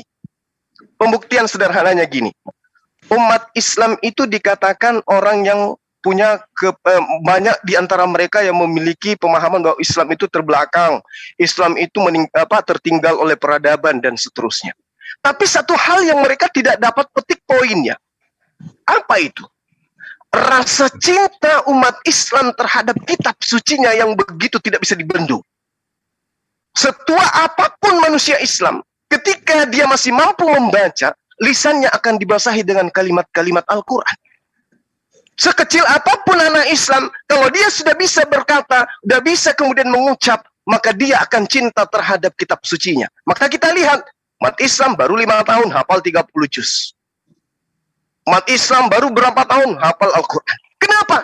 Cinta terhadap kitabnya. Itu Pak, yang tidak dimiliki oleh kitab yang lain. Apalagi si soru-soru ini, saya yakin soru pun tidak pernah baca bukunya. Tidak pernah baca kitabnya. Kenapa? Tidak ada kecintaan. Bagaimana dengan kitab orang lain? Coba kita tanya. Kumpulkan orang Kristen di Indonesia ini. Adakah kalian mencintai original teks kitab kalian? Adakah kalian mencintai kitab kalian dalam bentuk yang asli? Adakah kalian cinta terhadap bahasa yang dilantunkan Nabi kalian, Tuhan kalian, kepada kitab kalian, kepada penulis-penulis kitab kalian? Tidak sama sekali. Tapi coba umat Islam, dimanapun berada, mereka akan cinta terhadap kitab sucinya. Anak-anaknya akan berbondong-bondong ke masjid, ke TPA. Meskipun mereka tidak mengerti apa yang mereka baca, tapi kecintaan itu tembus dari langit sampai kepada jiwa-jiwa mereka, sehingga dia cinta Al-Quran. Khairukum man ta'allama Al-Quran wa 'allamahu. Ini yang tidak dimiliki oleh mereka. Karena itulah kemudian, Bang Handi, terakhir dari saya, kita umat Islam kalau mau melakukan propaganda-propaganda jahat seperti setan, kita juga bisa. Contoh misalnya, saya punya murid banyak dari bela diri itu dari dokter, dari perawat, dari kebidanan. Mereka rata-rata memiliki klinik, praktek dan seterusnya. Satu kali saya menginstruksikan, minta tolong ini sebagai sensei, saya menginstruksikan kepada kalian, tolong buka sunat gratis bagi mereka yang bernama Lukas, Markus, Matius, dan semua yang anus-anus namanya, masukkan ke dalam klinik Anda, kasih dia gratis sunat. Bisa kita lakukan. Bisa. Jadi yang namanya Markus, Lukas, Yohanes, yuk mari ke klinik kami sunat gratis. Ini apa namanya? Bisa kita lakukan islamisasi. Tapi apakah kemudian ketika kulubnya dipotong mereka akan cinta dengan Al-Quran? Tidak. Karena Al-Quran itu antara hamba dengan pencipta. Gitu ya Bang Handia, jangan diulangi ya. Jangan Anda mengatakan coto babi, saya nggak suka. Yang saya suka itu adalah coto gratis, ketupatnya gratis. Gitu Bang. Ya, ntar dulu Ed. Saya ke Uda Sondi dulu ya. Minta dari aspek hukumnya nih. Bang Sondi, aspek hukumnya seperti apa sih kalau hal-hal yang demikian begitu memakai dalam hal perdebatan sih kita tahu lah. Tapi bagaimana cara meredamnya itu loh? Sering dijadikan hujah gitu loh. Bukan dari pendapat atau ulama yang dijadikan Ibu Uti itu, tapi cenderung memakai sumber-sumber dari Kristen sendiri gitu loh. Silakan, udah aspek hukumnya, silakan. Oke, makasih Bang Andi. Sebenarnya kalau dari segi aspek hukum kita banyak loh yang melarang hal seperti itu. Bahkan saking banyaknya itu ada 3 undang-undang yang mengatur itu. Yang sama ini mungkin kita ini hanya mengenal undang-undang ITE ya. Tapi di balik undang-undang ITE itu ada di pasal 390 KUHP juga mengatur. Ya, yang lebih dasarnya lagi adalah Undang-Undang Nomor 1 tahun 1946 itu hukumannya lebih sadis itu. Artinya apa? Di sini juga menyangkut tentang pemberitaan bohong, hoax, dan juga penistaan agama. Kalau penistaan agama itu kan adanya di pasal 28 ayat 2 di Undang-Undang ITE. Memberitakan sesuatu yang sifatnya bohong yang menyangkut sara, agama, ya, suku, itu sanksinya luar biasa. Bahkan ditekankan di situ sanksinya itu 6 tahun. Nah, artinya kalau kita bicara undang-undang, di situ sangat komplit gitu loh. Bahkan bukan di satu undang-undang, 3 undang-undang Bang Andi. Bahkan kalau di Undang-Undang Nomor 1 tahun 1946 itu penjaranya sampai 10 tahun. Itu yang dikenakan di si KC kemarin. Itu yang ditetapkan di KC itu kan Undang-Undang Nomor 1 tahun 1946 itu. 10 tahun hukumannya. Artinya apa di sini? Artinya kenapa undang-undang masalah ini cukup banyak di Indonesia? Kenapa? Kita itu kebinekaan. Ya, kita ini banyak perbedaan suku, agama, bahkan di dunia ini salah satu negara yang paling banyak sukunya itu adalah Indonesia. Indonesia ini mempunyai 1.700 suku. Bayangkan 1.700 suku. Nah, untuk mengaturnya ini bukan hanya di bawah Bhinneka Tunggal Ika saja, ada aturan mainnya. Nah, makanya hati-hati tentang hal ini. Kenapa? Kenapa undang-undang ini cukup banyak tentang menyangkut itu? Karena ini sangat riskan dampaknya Bang Andi. Ya, sangat riskan. Kalau udah masalah agama, suku itu sangat riskan. Kenapa masalah agama, suku sangat riskan? Karena kan ada anekdot mengatakan, tua mana sih budaya sama agama? Apakah agama dulu lebih tua? Apakah budaya lebih tua? Ya kan? Nah, saking begitu sangat luar biasanya dua hal ini, makanya dibentuklah aturan-aturan seperti itu. Apalagi ini kalau di Indonesia. Jadi di Indonesia itu Bang Andi ada 3 aturan, 3 undang-undang mengatur kita itu, ya dalam arti kata dalam kerukunan hidup beragama. Kalau yang lain itu pasalnya itu pasal odong-odongnya itu, ya. Jadi ada 3 undang-undang. Jadi hati-hati, ya, menyebarkan berita hoax, berita bohong. Kalau dalam hal yang kemarin yang sudah disampaikan tadi masalah kasus mengundang gratis itu kan udah penistaan agama itu, ya kan. Hati-hati bermain di situ. Pokoknya ini buat kita juga semua. Kita boleh berbeda pandangan, boleh berdebat, tapi ada jalurnya. Makanya saya katakan, jujur saya katakan sekali lagi. Kenapa saya itu betah di JCC? Mohon maaf ini kalau ada kawan-kawan lain, karena JCC itu ada badan hukumnya, gitu loh. Ada badan hukumnya yang memang kita sudah terdaftar di Menkumham. Segala MMCI juga udah. Ya, termasuk Bang Julma punya MMCI itu. Artinya apa? Jadi kita bisa bertanggung jawab di sini. Kenapa? Menyiarkan suatu perbedaan agama itu sangat riskan. Sangat riskan. Sampai Amir mengatakan kenapa orang JCC tidak mau berada di konten-konten non-muslim itu? Karena status mereka itu abal-abal. Statusnya nggak bisa dipertanggungjawabkan gitu. Dampak pidananya sangat luar biasa. Nah, alhamdulillah ya JCC dan MMCI itu udah menang 1 langkah lah di sini. Artinya ada legal standingnya, kita bisa menyiarkan itu dan bisa dipertanggungjawabkan secara hukum dan secara akademis.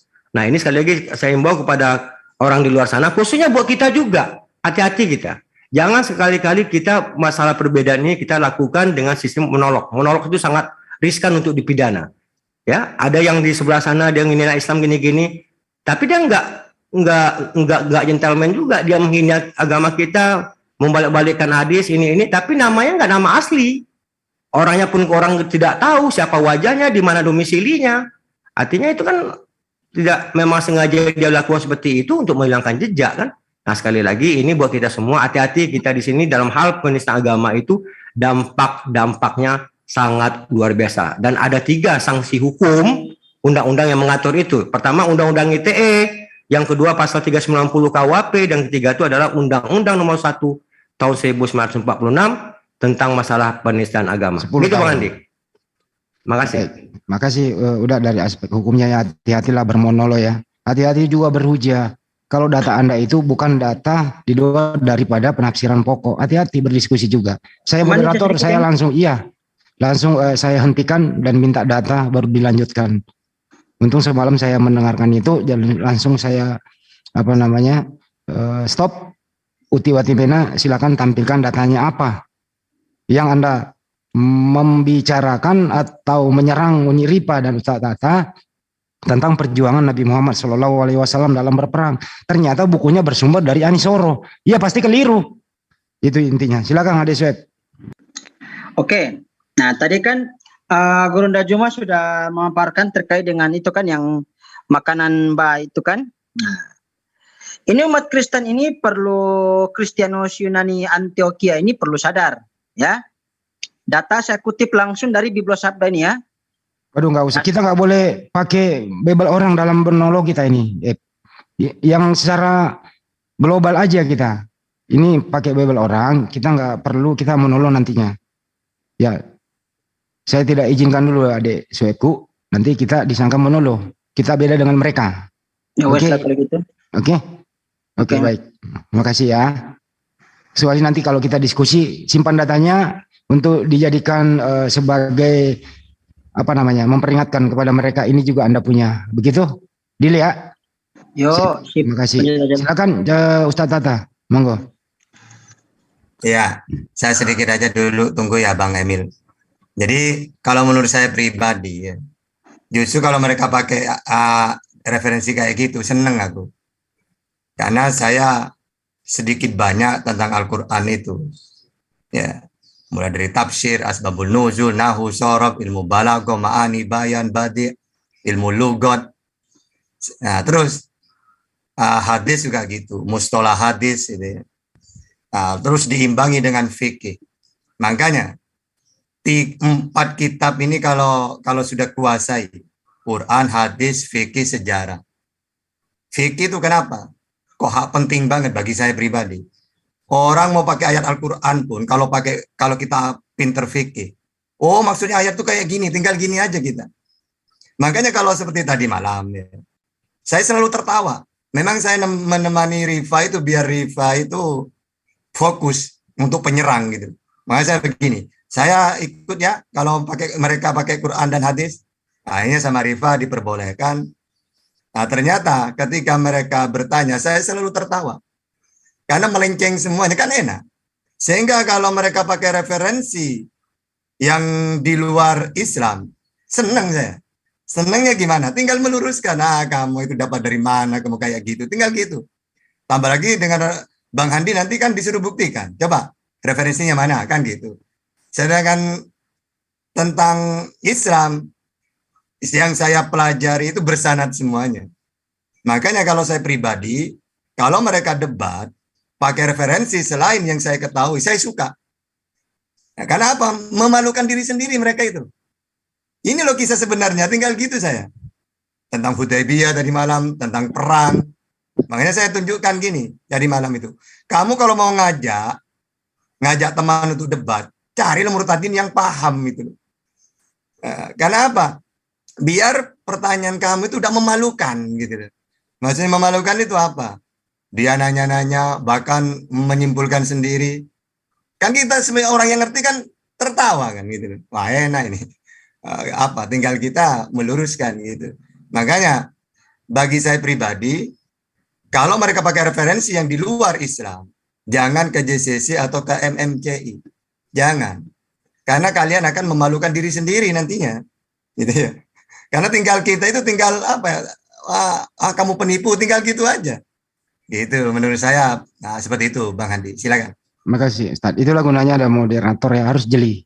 Jangan sampai kebablasan, hujah atau sumber yang tidak valid di luar Islam terus dijadiin bahan diskusi. Itu artinya kita menyetujui. Untung ada Ustaz Tata langsung bisa meluruskan dan saya langsung break di situ untuk membuktikan. Buktinya ya buku Anisoro itu yang dia pakai. Sebelum ke Mbak Josel, ke Bang Emil, singkat silakan. Ini izin. Iya.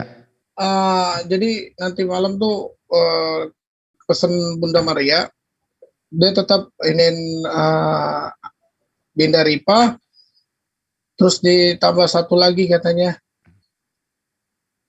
Oke, gak apa-apa. Nanti ada Mbak Josel juga masuk tim nanti malam ya. Oke, Habis siap. ini kita bicarakan di offline.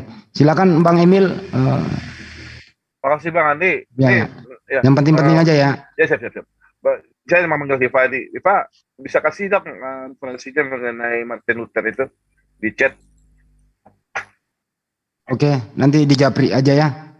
Nomornya Bang Viva ya. Makasih Bang Andi. Oke, makasih. Nanti saya kasih. Baik. Mbak Josel silakan. Oke. Assalamualaikum warahmatullahi wabarakatuh untuk semuanya. Waalaikumsalam warahmatullahi wabarakatuh. Ini mungkin sedikit penting Bang Handi ya. Ketika saya membahas tentang orang-orang yang seandainya ingin berdiskusi dengan saya itu loh Bang Handi, bisa saya bahas di sini atau tidak? Maksudnya diulang?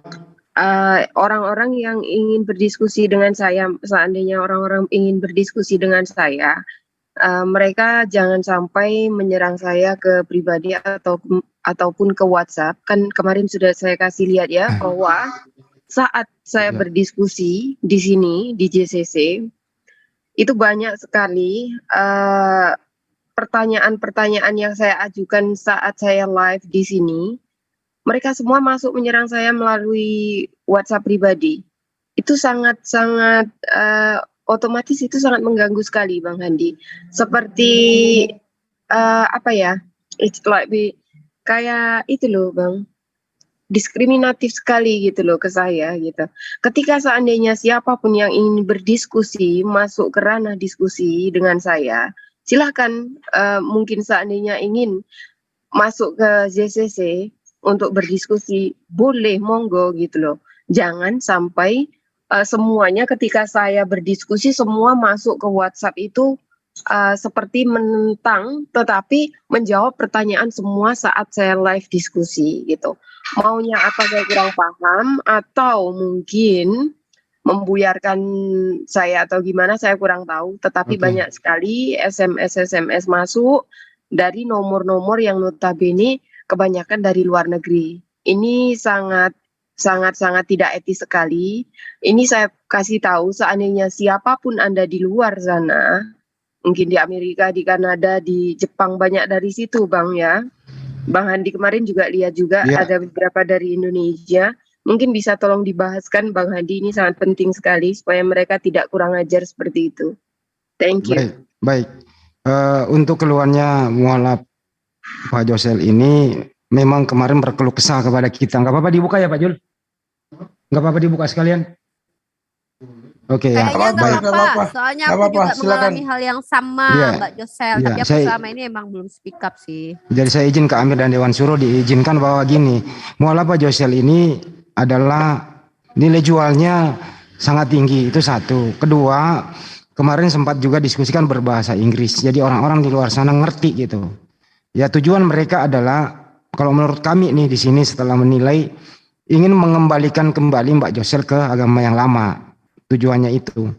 Ya untuk itu di luar sana, kalau ingin berdiskusi langsung, jangan melalui Japri. Lebih baik link JCC ada sama kalian semua. Masuk sini kita akan programkan Anda bisa diskusi langsung sama yang bersangkutan. Jangan main belakang lah. Ya gentle dikit gitu. Kira-kira begitu. Kalau punya ilmu sekali lagi, masuk aja di JCC. Diskusi langsung sama Mbak Joselnya. Jangan melalui pintu belakang. Kedua juga saran untuk Mbak Josel. Sebenarnya begitu nggak usah ditanggapi aja lah. Anggap aja dia itu sampah. Ya anggap sampah. Nggak usah dibaca, kalau perlu di blok. Itu kira-kira untuk sementara Mbak Josel. Jadi begini Mbak Bang Andi ya, supaya kita ini tidak dianggap hoax. Itu tunjukkan saja bukti-buktinya. Yang di WA itu. Contoh ya. Iya, tunjukkan saja. Dulu nomornya gimana ini sebentar. Contoh ya, mungkin bisa karena saya ini ya, nomornya gimana caranya nutup saya kurang paham nih. Sebentar. Dicoret aja Mbak Josel. Nggak usah nampakkan nomornya sekalian, nggak usah. Nampakkan ya. Ini ada beberapa sih dari mungkin dari ke Bang Egel, ke saya, ke semuanya. Contoh ya. Assalamualaikum warahmatullahi wabarakatuh. Baik sahabat-sahabat, kita sudahi aja dulu ya, karena ada kegiatan yang ingin saya masjid kita. Jadi saya pamit dulu. Kita sudahi live kita dulu. Insya Allah besok ya. Besok malam Mereka akan masuk contoh jumpa kembali ya. Karena ini udah jam berapa nih di sini dan saya harus ketemu dengan teman-teman yang sudah punya janji untuk bertemu di pembangunan masjid kita di Gunung di Kabupaten Goa. Karena itulah kemudian saya harap teman-teman semua tetap dalam keadaan sehat walafiat dan jangan lupa menjaga keharmonisan dalam rumah tangga, saling mengasihi satu sama lain. Saya kira begitu para sahabat-sahabat sekalian. Terima kasih sudah menemani ya, udah beberapa jam ini. Kiranya Allah memberikan kebahagiaan dunia akhirat kepada antum semua. Saya akhiri, subhanakallahumma bihamdi asyhadu an la ilaha illa anta astaghfiruka wa atubu ilaih. Assalamualaikum warahmatullahi wabarakatuh. Salam satu Tuhan, Allahu Akbar. Jadi tolong untuk semuanya lebih berpikir yang rasional lagi lah, jangan kayak gitu caranya gitu. Mungkin termasuk dari sini ya contohnya. Sebentar. Ini dari Bang Egel, contoh mereka mencari saya tuh kayak gini. Jadi mereka itu seperti pokoknya dari semua dari nomor ini juga. I'm sorry, saya buka ya. Nah, jadi mereka seperti ini. Ini nomor-nomor dari sana ya. Jadi kebanyakan mereka tuh seperti ini gitu loh. Jadi ketika mereka yang dicari itu adalah saya seperti ini. Nah, jadi kebanyakan mereka menyerang pribadi saya seperti itu, Bang. Jadi ketika mereka ingin berdiskusi, saya berharap ini parah sekali. Yang ini yang saya tahu, ini adalah Petro mungkin ya. Saya kurang tahu ini Petro atau siapa, tapi yang jelas ini tinggal di Jepang. Ini nomor Jepang. Jadi kebanyakan dari area luar, Bang, yang pokoknya kata-katanya jelek-jelek. Enggak, itu nomor Indonesia semua, Sel. Cuman mereka punya aplikasi ya, udah nggak usah didebatkan. Karena saya pernah tinggal di Jepang, jadi nomor ini saya tahu ini nomor Jepang.